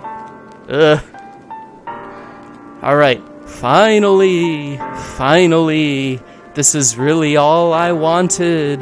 Vertigo, there's no need to spend the weekend with Monica. Don't listen to her. Just come to my house instead. The whole day with just the two of us. Doesn't that sound wonderful? Ah ha ha ha ha. Wow, there's really something wrong with me, isn't there? But you know what? I do, I like Yuri's crazy eyes. But I like when she has the crazy eyes and then that concern, like she's realizing there's something wrong. Kind of a fun little drawing, I suppose. I want to see those breasts. I put in all the groundwork, stupid game. Yeah, sorry, gamers. No boobs for you. But you know what? I don't care anymore. I've never felt this good in my whole life. Just being with you is a far greater pleasure than anything I could imagine. Yeah, and then you have like something like Yuri here in this second part, where, you know, like I assume like in the regular dating sims, like, hey, you're the guy, you know, like the beginning of this game where you have all the ladies who are like interested in you and you just have your pick. But now you have like Yuri, who is dangerously obsessed with you. To the point of, like, could this be dangerous for you as the character? It's clearly dangerous for herself. Like, Yeah.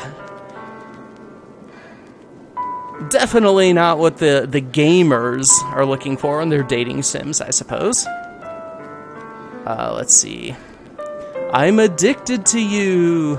It feels like I'm going to die if I'm not breathing the same air as you. Doesn't it feel nice to have someone care about you so much, gamers?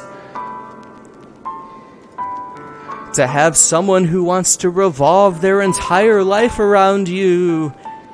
Yep, yeah, Yuri is definitely talking to gamers here. Dating sim gamers, I suppose. Dangerously obsessed with me. My, how the tables have turned. But if it feels so good, then why does it feel more and more like something horrible is gonna happen? Maybe that's why I tried stopping myself at first. But this feeling is too strong now. I don't care anymore, Vertigo. I have to tell you, I'm madly in love with you. Alright, I'm gonna save the game there. You can't take that back, Yuri. It feels like every inch of my body, every drop of blood in me is screaming your name. I don't care what the consequences are anymore. I don't care if Monica is listening. Please, Vertigo, just know how much I love you. I love you so much that I even touch myself with the pen I stole from you. I just want to pull your skin open and crawl inside you. So, I just had a thought. Oh, I wonder if my neighbor can hear me. Oh, God.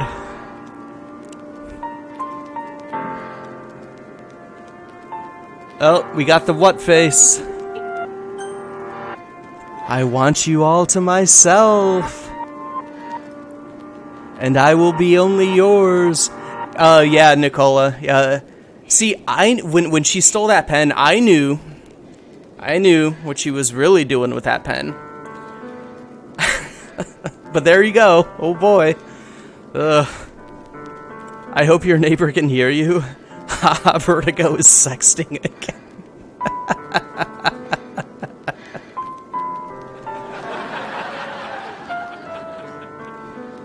Yes. It gets even more hardcore off stream. No. All of a sudden, there's a pounding on the door. Hey, what you doing over there? Is someone playing Doki Doki Literature Club? I might even be more weirded out about that, considering the neighbors I have. And I will be only yours. Doesn't that sound perfect? Tell me, Vertigo. Tell me what you want. Tell me you want to be my lover. Do you accept my confession?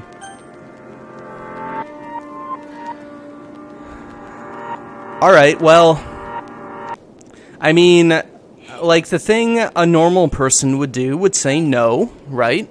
Things are getting really weird with the game.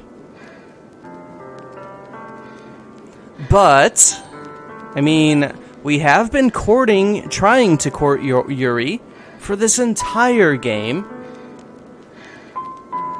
And after all, we are a gamer, so, yes.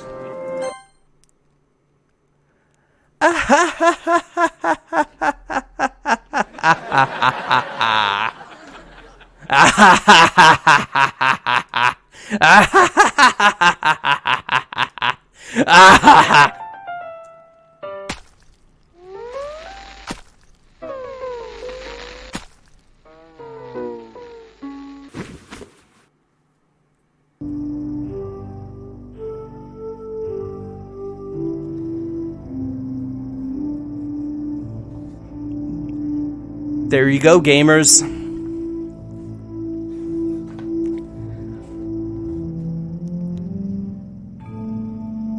Yeah, I know. It's sad. but it's the only way we'll learn.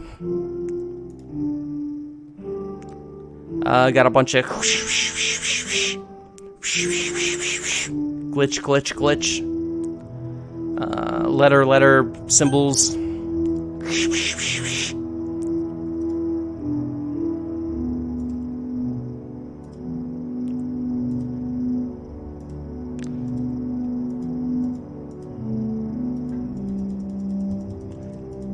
Yeah, this goes on for a while.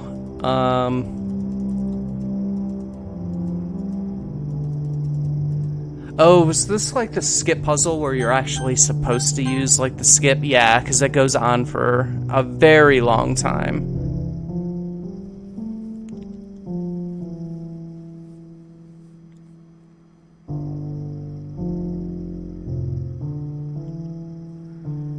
She does love knives, so it's at least on brand.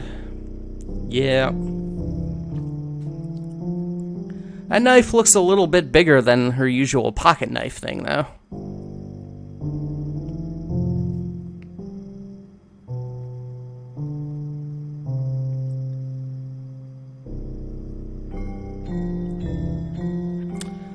Alright, well, the days are going by. We're just kind of trapped here with Yuri. So how's everybody doing? There we go. Alright, it's festival time.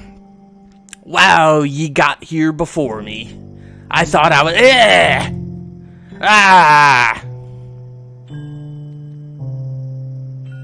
Natsuki runs away. Dot. I'm here. Vertigo, did something happen? Natsuki just ran past me. Oh. Dot.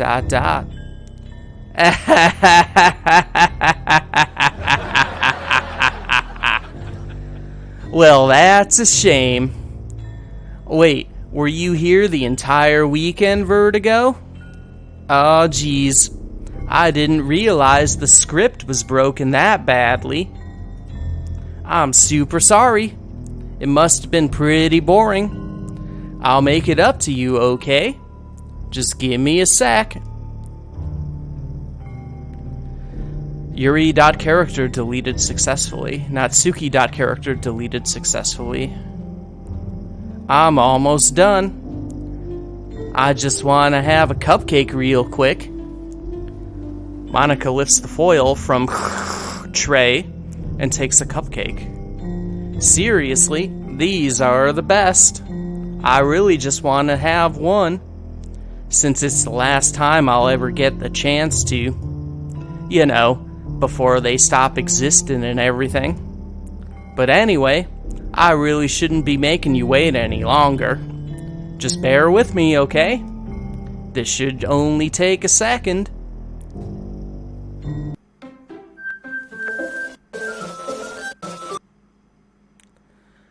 Can you hear me? Is it working? Yay! There you are. Hi again, Vertigo. Welcome to the Literature Club. Of course, we already know each other, because we were in the same class last year, and, you know, I guess we just can skip over all that stuff at this point. After all, I'm not even talking to that person anymore, am I? That's you in the game. Whatever you want to call them. I'm talking to you, Vertigo. Now that I think about it, I don't really know anything about the real you. In fact, I don't even know if you're a boy or a girl. Well, I guess it doesn't really matter. Wait. You do know I'm aware that this is all a game, right? Could it be possible that you didn't know that? That's what I've been trying to tell you all along. Man, if only you'd paid a little more attention, this would have been a little bit less awkward for you, you know? Well, anyway, Now that that's out of the way, I guess I owe you an explanation about that whole thing with Yuri. Well, I kinda started to mess with her, and I guess it just drove her to kill herself. Uh-oh, we're breaking the fourth wall. Yeah, we are, definitely. Although, to give it credit, it did... I can't speak. It did start planting fourth wall breaking seeds even pretty early on. I brought it up before with like some of the early on poems. Like they read just like regular poetry, but like if you've played it before, you can definitely see like Monica's poems. She's definitely talking about messing around with the game and whatnot. She talks about she has like her vague little conversations with you where she like pretty early on she realizes that, you know, she can do this stuff and all that fun things. So I do really like that, replaying it, getting to like find those little pieces for myself. It's pretty fun. Let's see. I'm sorry you had to see that, though. Also, the same thing happened with Sayori. Gosh, it's been a while since you've heard that name now, hasn't it? Yeah, it's because she doesn't exist anymore. Nobody does. I deleted all their files. I was hoping it would be enough for me to just try to make them as unlikable as possible. But for some reason, nothing worked. Well, it's true that I made a few mistakes here and there, since I'm not very good at making changes in the game. But no matter what I did, you just kept spending more and more time with them. You made them fall in love with you. I thought making Sayori more and more depressed would prevent her from confessing to you. And amplifying Yuri's obsessive personality backfired too. It just made her force you not to spend time with anyone else. And the whole time, I barely even got to talk to you. What kind of cruel game is this, Vertigo? Are all the other girls just programmed to end up confessing to you while I watch from the sidelines? Should have shrunk Yuri's boobs. Oh no. It's torture. Every minute of it. And it's not just jealousy, Vertigo. See. Yeah, we can't even like load our save. All of our saved games have been deleted. It's more than that. And I don't blame you if you don't understand, because no matter how kind and thoughtful and considerate you are, you'll never be able to understand one thing. It's the pain of knowing how alone I really am in this world, in this game. Knowing my friends don't even have free will. And worst of all, knowing what's really out there, in your world, forever out of my reach. I'm trapped, Vertigo. But now you're here. You're real. And you're wonderful. You're all I need. That's why I need you to be here with me forever. I'm sorry if it's hard to understand. I couldn't understand for a while either. Why the world around me started to become more and more gray, more and more flat.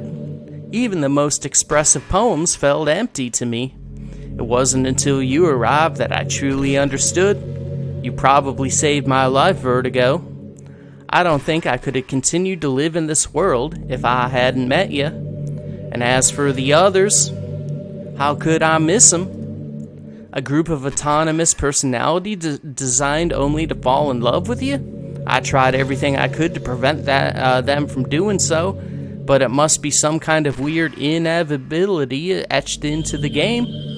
I felt really bad that you had to witness some nasty things, but I realized that you have the same perspective as I do, that it's all just some game, and I knew you would get over it. So that being said, Vertigo, I have a confession to make. I'm in love with you. You are truly the light in my world. When there's nothing else in this game for me, you're here to make me smile. Will you make me smile like this every day from now on? Vertigo, will you go out with me? Ooh. I think the dating sim guys would be into this, like finally someone appreciates me. Yeah, they just have, like, they have to get a new computer and like a new monitor because they just have it permanently on. They got their Monica. Finally. Alright, well, our options are... we don't have many options here, everyone. I guess we gotta go out with Monica. Just Monica, after all. I'm so happy. You really are my everything, Vertigo. The funny part is I mean that literally. There's nothing left here. Just the two of us. We can be together forever. Seriously, I don't even think time is passing anymore. Yes, sorry, Monica. I'm playing this game on windowed mode. I can see the time right here. It really is a dream come true. I worked so hard for this ending, Vertigo. The game wouldn't give me one, so I had to make one myself. The script is broken at this point, so I don't think anything will get in the way anymore. And you wouldn't believe how easy it was to delete Natsuki and Yuri. I mean, there's a folder called Characters right in the game directory. Kinda freaked me out how easy it was. Imagine if you could delete your own existence with the click of a button. Well, I guess on the plus side, it gave me an easy out if things didn't go my way. Thankfully, it didn't come to that. Instead, we finally got a good ending. Gosh, I'm so overwhelmed with emotion. I want to write a poem about this, don't you? I wonder if that part of the game still works. I guess there's only one way to find out, right?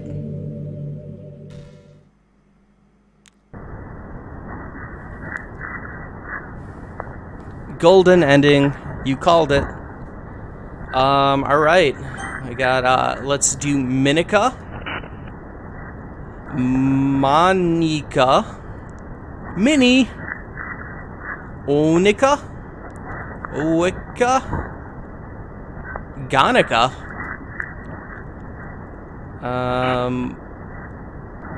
Moika. Mnika. Alright, I'm just gonna... it doesn't matter, obviously. Hi again, Vertigo. Did you write a good poem today? Don't be shy. I'd love to see what you wrote. Aw, Vertigo. Did you write this poem for me? That's so sweet of you. There really is no end to your thoughtfulness. I'm just falling more and more in love with you. But you know, the poem I wrote is also for you. Will you please read it? Alright, Happy End by Just Monica. Pen in hand, I find my strength, the courage endowed upon me by my one and only love. Together, let us dismantle this crumbling world and write a novel of our own fantasies. With a flick of her pen, the lost finds her way. In a world of infinite choices, behold the special day. After all, not all good times must come to an end.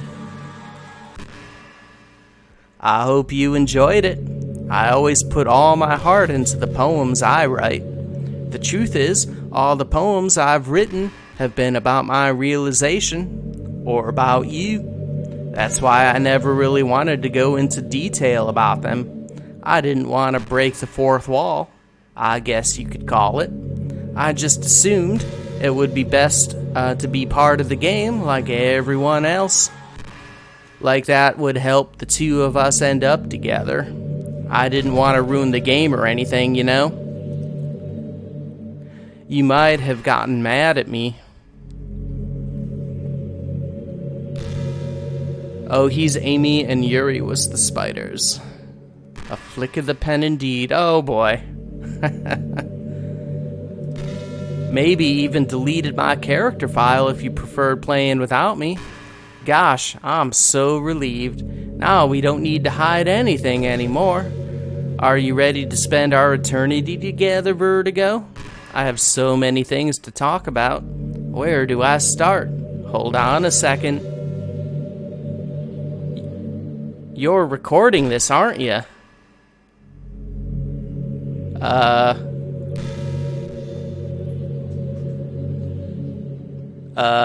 No. Hi everyone. Sorry, I can't exactly read your comments from here. Alright, this is cool. I was waiting to bring this up before. So the original version of the game did more of like a Pony Island thing. You know, like in this game, you can put like whatever name you want in. So like, you know, whatever. And it was like a Steam release, so it did like the Pony Island kind of thing in this game, where like it would pull like your info from Steam or whatever, and she'd call you by whatever your actual name was, which was pretty fun. And you know, other games like Pony Island have done stuff like that, and I assume Inscription. I haven't played that yet, but I know people were talking about the meta stuff in that one. But it didn't. As far as I know. Then again, I guess I don't know. But maybe this is like a new thing where they added like being able to pick up if you're actually streaming this. So that's kind of new. Anyways, sorry, I can't exactly read your comments from here. But old Vertigo, let me know your names. So, hi, I'm Monica. I hope you're doing well, Dog Nozzle and Nicola. But do you mind telling your friends it's a little bit rude of them to start recording me without any warning? I'm sure some people don't mind, but I get real self-conscious on camera. Oh gosh, I feel like I'm being put on the spot now. Let's see. Do you want to see a trick? I can't really do much except for a couple things. Are you ready?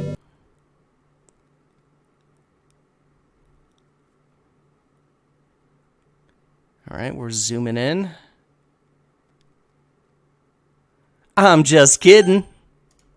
I can't do anything after all. Oh, did I scare you? You're so cute. Anyway, Vertigo, I didn't mean to get distracted. I'm sorry. Even though it's your fault for distracting me. Shame on you. I'm just kidding. Anything we do together is fun as long as it's with you. But anyway, if it takes me some time to collect my thoughts, then I'm sorry, but I'll always have something new to talk about. In the meantime, we can just look into each other's eyes. Let's see.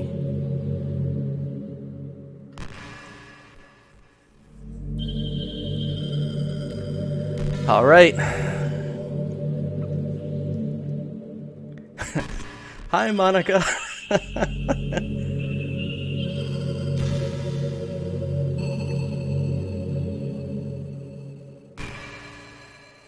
I didn't mean to get distracted, but why did you bring your friends, Vertigo? This is kind of private. I do like that little twist. Oh, here we go. After a long day, I usually just want to sit around and do nothing. I get so burnt out, having to put on smiles and be full of energy the whole day. Sometimes I just want to get right into my pajamas and watch TV on the couch while eating junk food.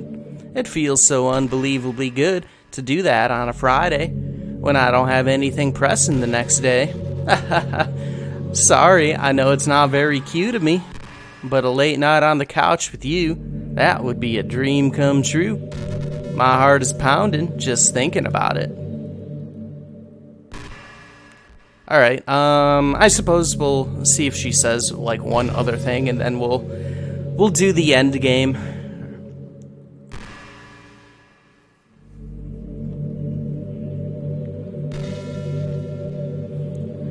Just stare into the eyes of Monica.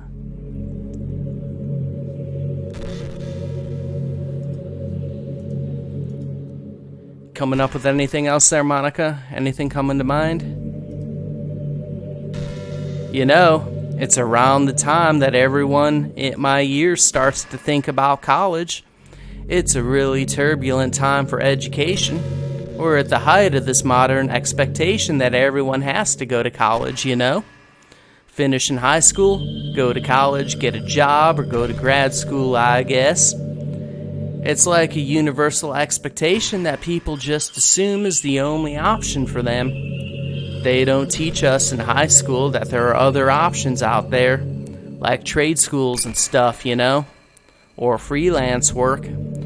Or the many industries that value skill and experience more than formal education, but you have all these students who have no idea what they want to do with their life, and instead of taking the time to figure it out, they go to college for business or communication or psychology, not because they have an interest in those fields, but because they just hope the degree will get them some kind of job after college.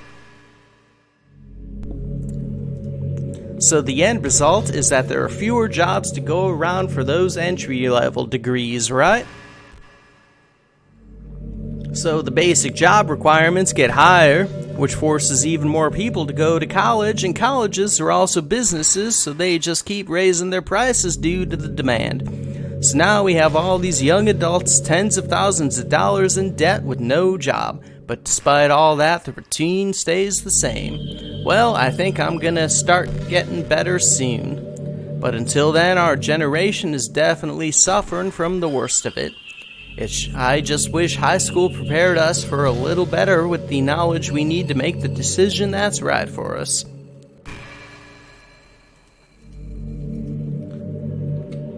Alright, so do I have to... Oh, maybe I have to wait for more words to pop up to be able to get to the menu.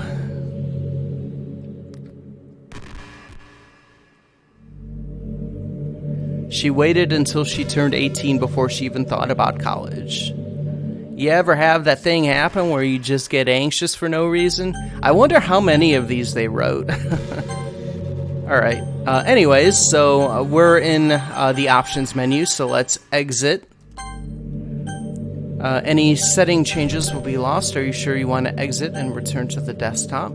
Can we save just in case? No, there's no point in saving anymore. Don't worry, I'm not going anywhere. Alright, so we'll exit out of the game. So now, this is a little different. So, on the Steam version, you actually had to go into the actual game files to do this. And this Plus version they made, you know, for like consoles and everything. You know, you couldn't really do that, I guess. You know, can't really go into the game files on Switch, I guess. So, they, you know, made their own operating system here. But yeah, like on the Steam like the original Steam version. I'm still playing this version, the Plus version on Steam. But yeah, you'd go into like the regular game files. But all right, so there's like all kinds of like stuff you can get into in this too. I'm probably not going to on stream myself because I don't remember exactly where everything is. But there's weird meta stuff that you can read in like throughout like the game files. Like I definitely recommend like looking up a YouTube about it. It's pretty neat. But we'll go into the characters here, and we got Monica, and we'll delete the file. All right.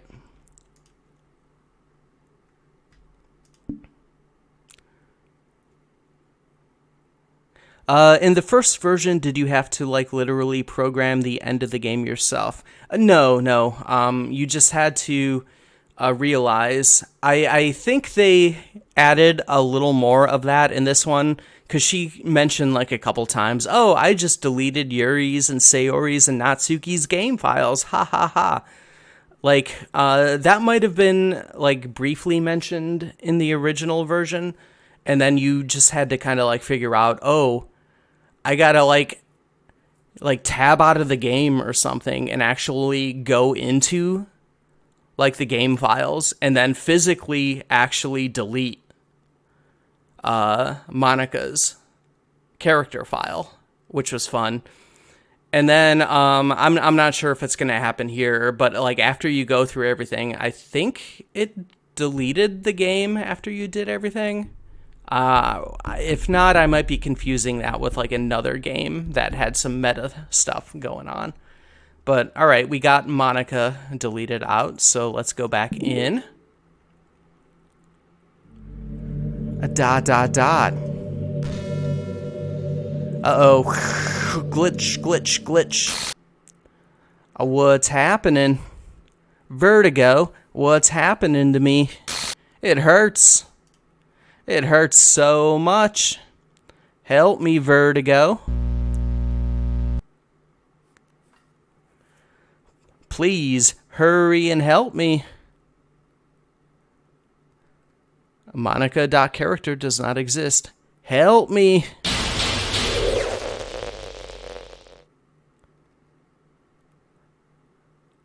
Alright.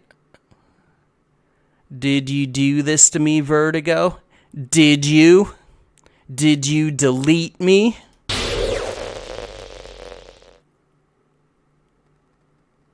How could you? How could you do this to me?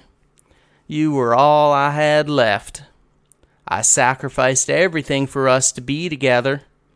Everything. I loved you so much, Vertigo. I trusted you. Do you just want to torture me? Watch me suffer? Were you only pretending to be kind just to hurt me even more?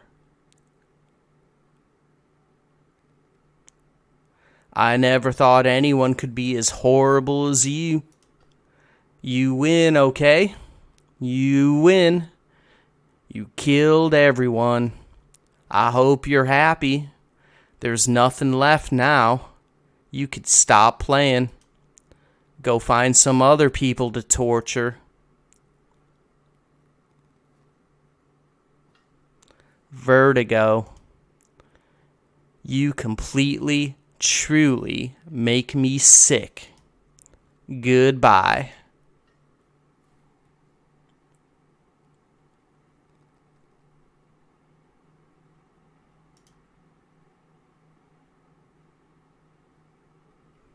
Dot, dot, dot. I still love you. I can't help it. What's wrong with me? How horrible How horrible am I for you to hate me this much? All my friends, I did so many awful things, so many selfish and disgusting things. I shouldn't have done any of this.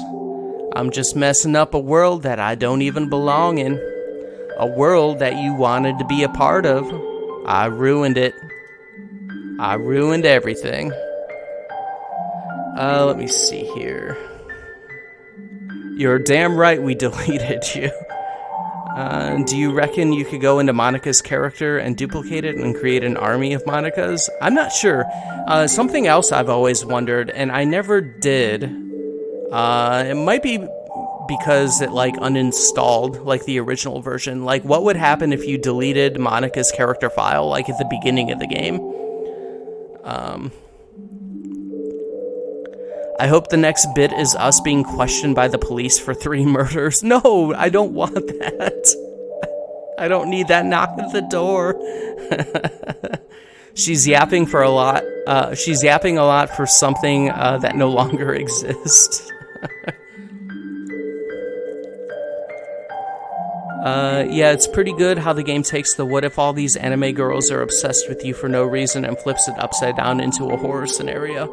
Yeah, I dig it.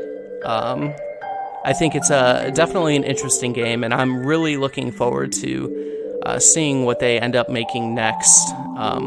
I know a lot of other people out there are kind of sick of like the meta and the fourth wall breaking stuff in games, but I myself, I haven't reached that point. I've really only played like a couple,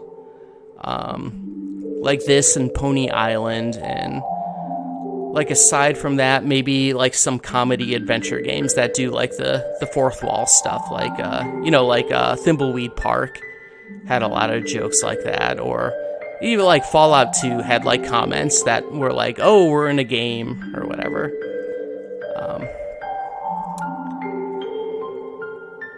It was great for a while. Monica did make us feel like a king. Yep. I ruined everything. Maybe that's why you deleted me, because I destroyed everything you wanted. How could I do that to someone I love? That's not love. That's... ...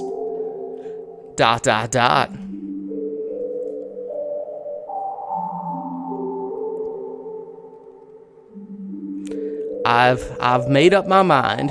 Vertigo? I know I said I deleted everyone else, but that was kind of an exaggeration. I couldn't find it in myself to do it.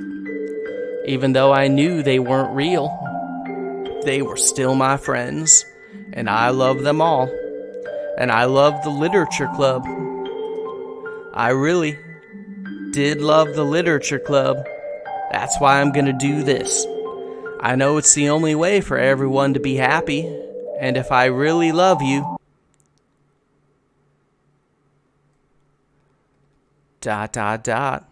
then...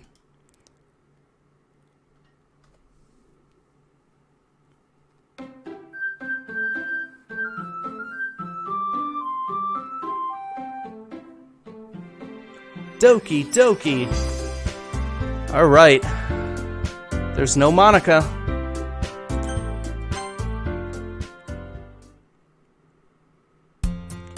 It's an ordinary school day like any other. Hey, Vertigo. See, Sayori's back. Look at that.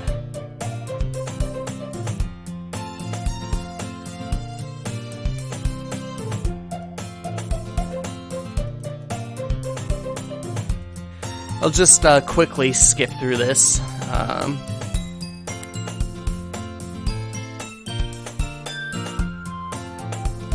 Let's see, a club.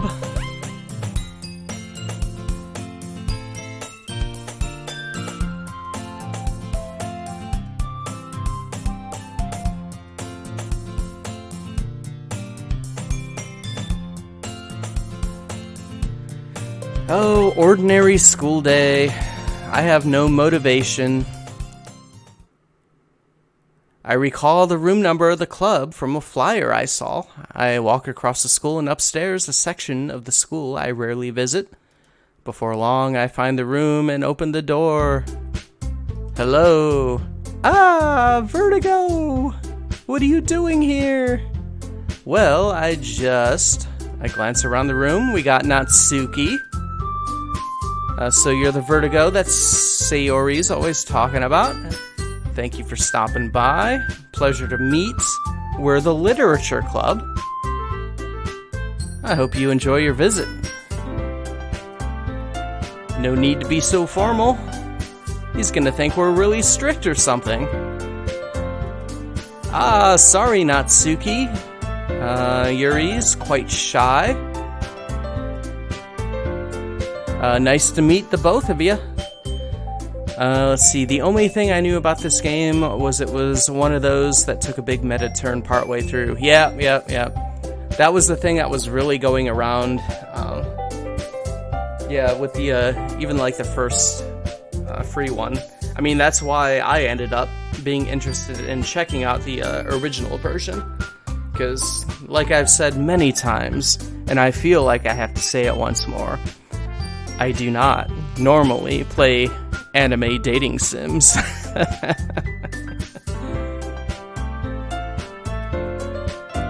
Let's just ask her out now. Problem solved. Working, Vertigo, don't tell me you're... That's right. The club I've decided to join is yours, Sayori. The Literature Club. We're just right out. We're joining. No way. No way. Ah! Sayori wraps her arms around me, jumping up and down. Hey. Ehehehe. Well, if Sayori is this happy, then I'm sure it won't be so bad to have you around. Not to mention, there's 4 of us now. That means we can be an official club. I don't know what to say, we had to celebrate. What an appropriate day for that, isn't it? Yeah! After all, Natsuki decided to. Don't ruin the surprise. Sorry. Everyone sit down at the table, okay? How about I make some tea as well? Alright, they got the table up. Got the tray. I take a seat next to Sayori. Alright, are we ready? Ta-da! Ooh-whoa! Ooh-whoa! We got the cupcakes. Little cat cupcakes. So cute! They do look amazing, Vertigo. Just hurry and take one. Sayori thinks they're delicious.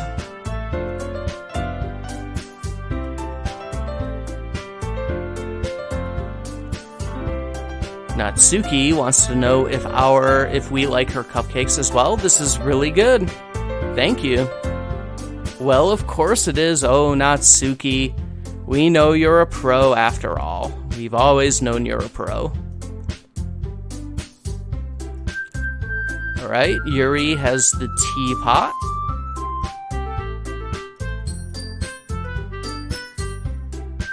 Already trying to impress our new member, Yuri?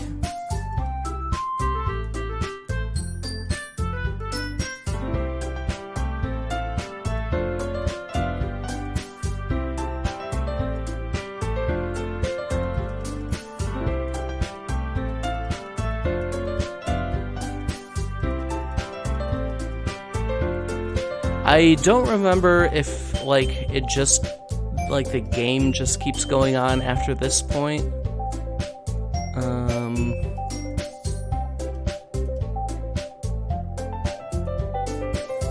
Manga. Natsuki likes manga.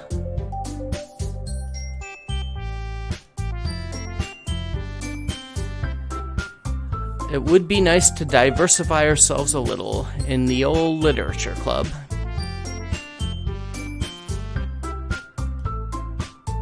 Yep, Sayori's back in to break up any and all fights.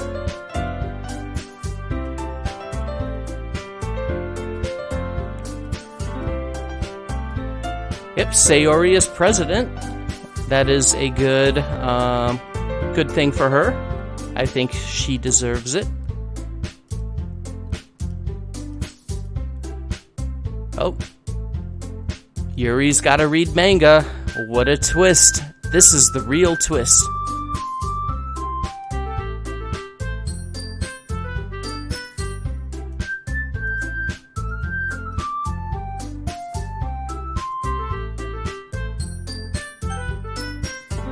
I'm sure manga is a worthy form of literature.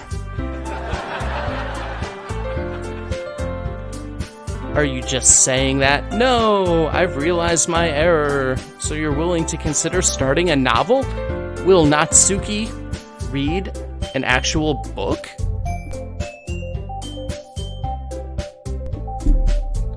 Alright, Yuri will read a manga if Natsuki reads a book.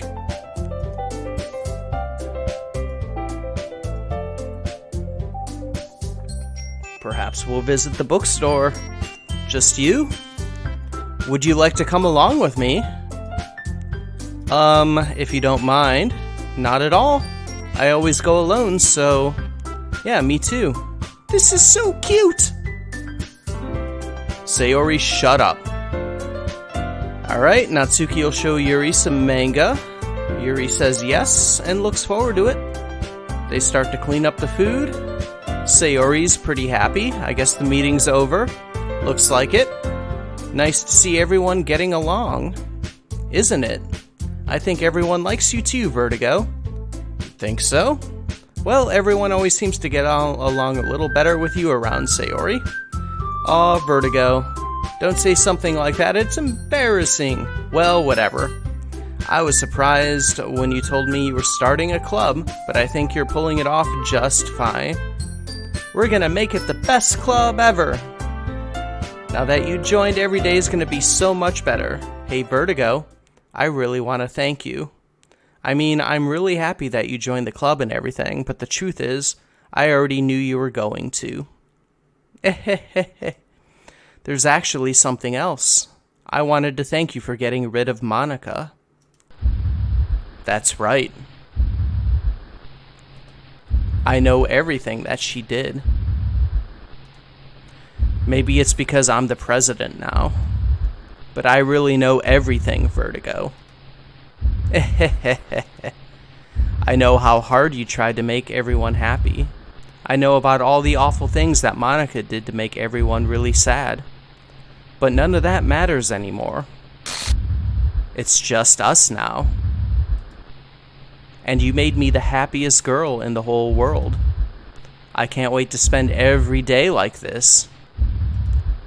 With you. Forever and ever.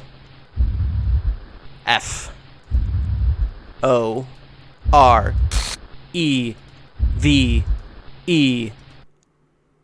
No.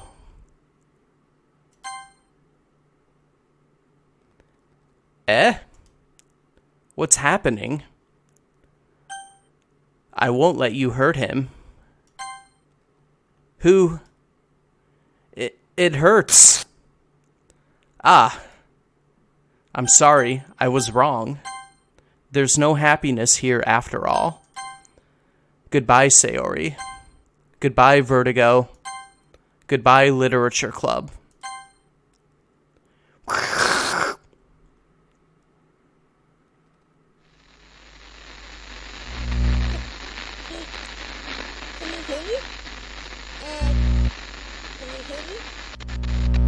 Can you hear me?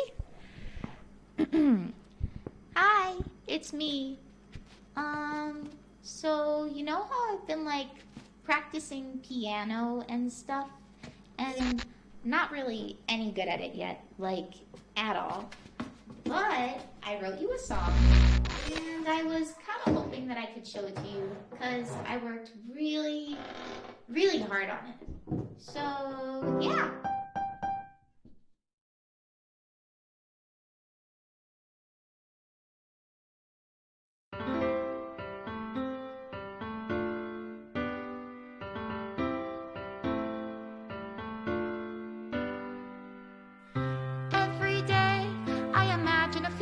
Where I can be with you. In my hand is a pen that will write a poem of me and you. The ink flows down into a dark puddle. Just move your hand right the way into his heart. But in this world of infinite choices, what will it take just to find that special day? What will it take just to find that special day?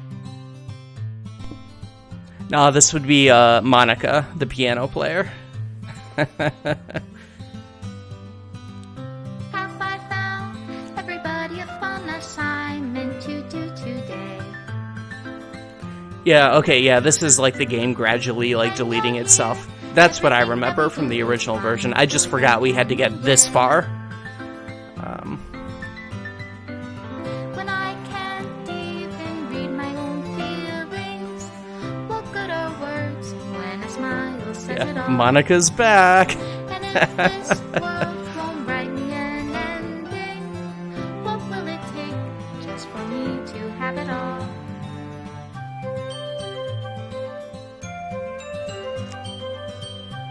Move your hand right into his heart, not right.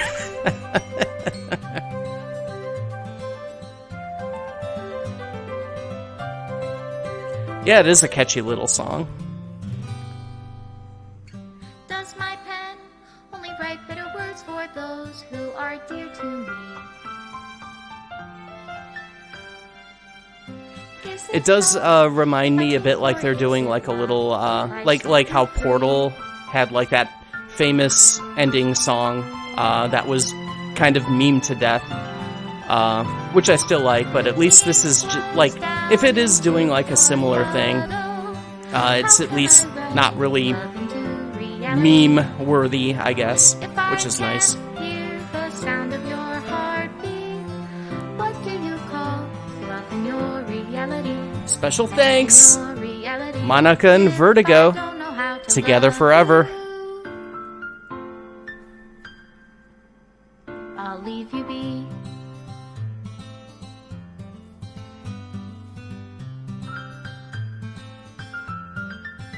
I love the song in Portal. Yeah, it's a good song. All right. This is my final goodbye to the Literature Club. I finally understand. The Literature Club is truly a place where no happiness can be found. To the very end, it continued to expose innocent minds to a horrific reality, a reality that our world is not designed to comprehend. I can't let any of my friends undergo that same hellish epiphany. For the time it lasted, I want to thank you for making all of my dreams come true, for being a friend to all of the club members. And most of all, thank you for being a part of the Literature Club, my Literature Club. With everlasting love, Monica. Error, required files are missing or corrupt. Please run reset.sh to repair and reset the virtual machine.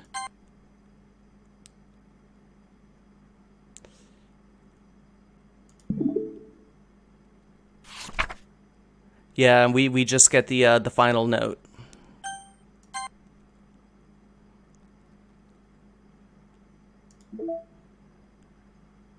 Oh yeah, I guess you can then like reset it, reset the virtual machine. All modified entities, environments, and datas will be reverted to their original state. But we don't need to worry about that. So if I want to go through it again, I can do that, so it doesn't just completely delete the game, like before. Which you could still, like the original version, you could still download it, because you owned it, it was free, but you still had it like in your library. You just had to re-download it and install it. Against all odds, that ending turned out to be kind of sweet. Yeah, I know, right? Special thanks to the actual stars of the show. That's right.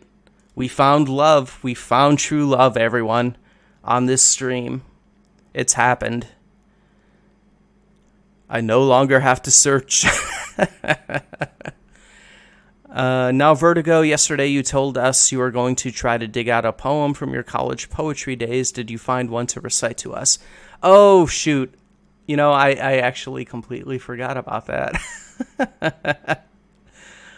Oh, I should have done that, shouldn't I have?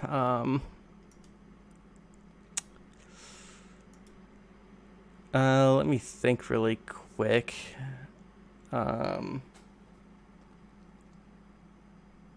Oh, I don't think I have it easily accessible. Let me do a quick...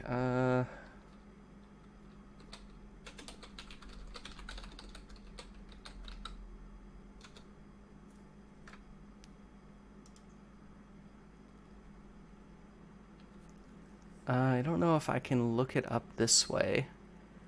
I have a book where when I was in college, they had like a little publication that you could submit like poems and stuff to, and I had two that made it into that. But I don't know if I can just pull that up. Oh, Poetry Press. Oh, full catalog. Oh, I think this is... Oh, yeah.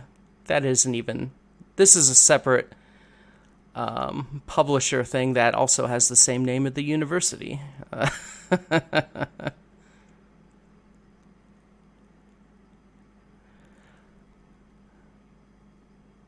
Let me do a quick Google search for an obscure poem I can pass off as my own.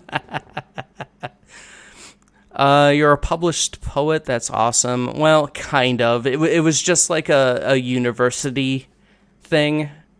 There were like, hard copies you could buy or whatever. It never got like past that, so it wasn't like a real thing.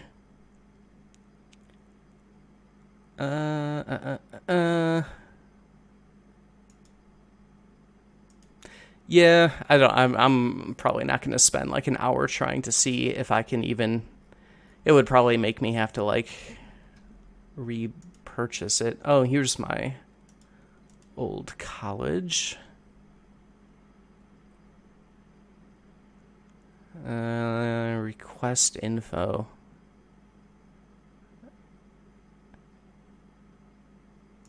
Oh, okay. This might be it.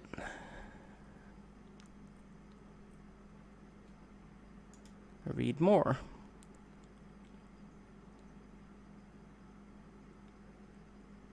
No, it looks like they just have like their most recent things. Alright, well, sorry to say, I completely forgot to even look it up since I spent most of my day watching Games Done Quick and not thinking about anything else. And I also played a little bit of Cyberpunk 2077. Oh, well. I appreciate the attempted effort. Lots of effort here. Just like our character, Vertigo, in the Literature Club. Well, if I can remember, I should probably pull out some of those old writings if I can find them. I know I probably lost a lot from my last move, because I know I left from a few years back, 4 or 5 years, some stuff, and I think things got lost and are not recoverable anymore, but alas, maybe I can find something for some other game, I'm sure. Maybe poetry will come up once more, or if I decide to do, they have these side stories that were added on into this version. I'm not going to do that right now, or probably next stream, as I've only unlocked half of them, so I probably would have to I'd probably have to go through the game again and do like the Natsuki stuff, which I could probably just scroll through, quickly myself. But I might, in the future, stream these side stories, which are, I guess, short, little, more uplifting stuff about, like, friendship and all that, which is probably a nice little counter to, like, the darkness of this game. If poetry comes up again, I'll remind you. Did you ever get your new internet? No, not yet. So supposedly, they are going to do the underground dig for the fiber wiring, I believe on the 5th, so next Tuesday. And then supposedly, they're going to do the full install the following week on the 12th. So what is turned into like, maybe a week and a half is like a month. Like, oh my god. So I hope I better see next week. I better see that truck out front, and I better see them digging around in the backyard of my apartment, because I want that fiber. I want to finally be able to expand past games with little going on, or really old games that I can limp a stream with my garbage current internet.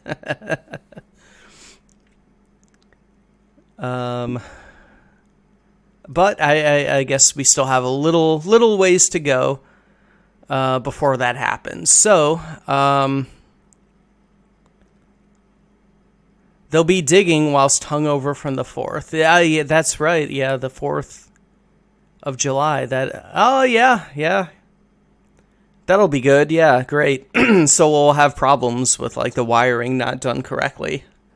That would be a perfect way to continue the fiber saga.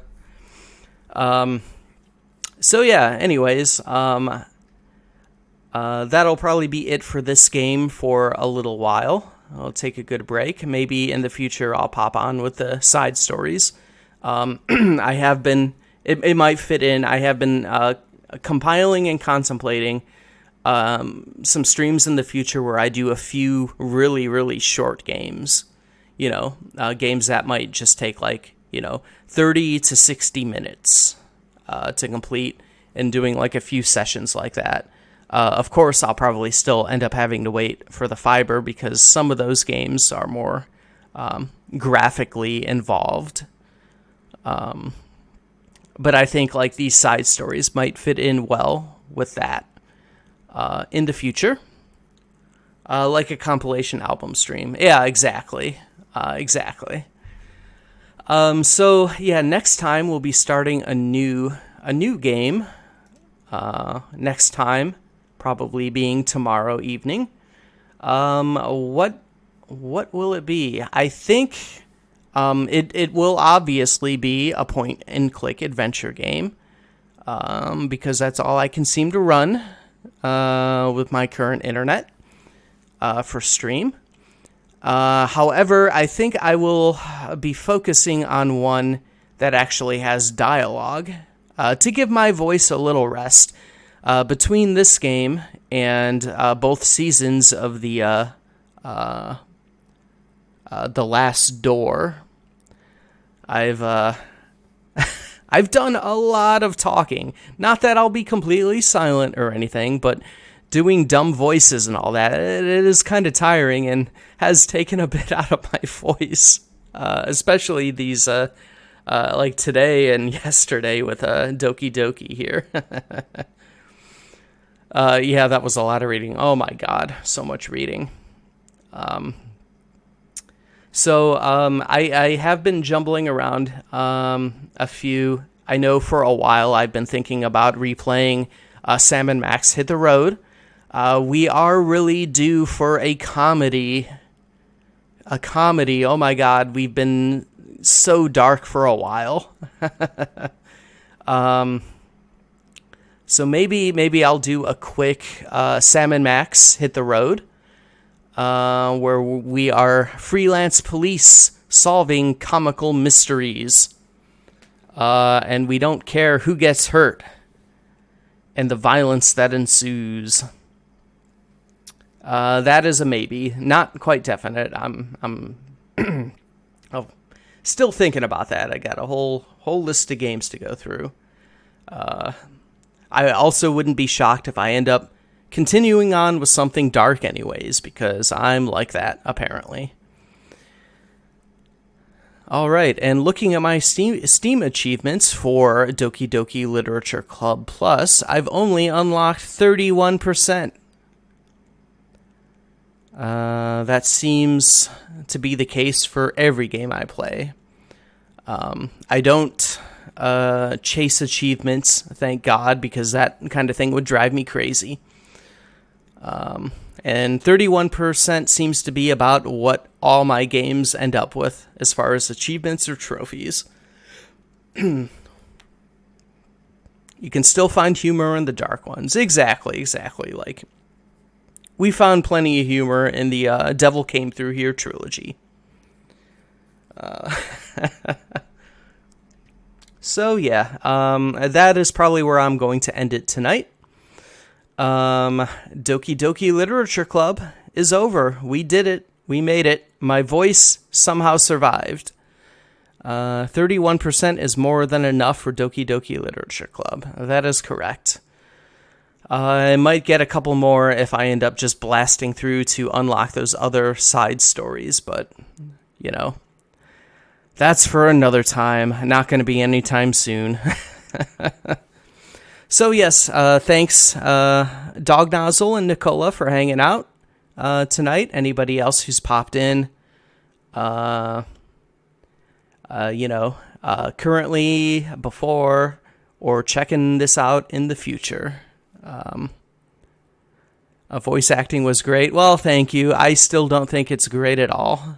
Pirate, Ghost, Southern, we covered them all.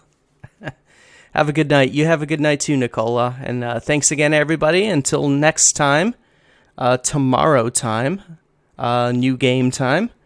I'll see everybody then or whenever. Have a good night, everyone.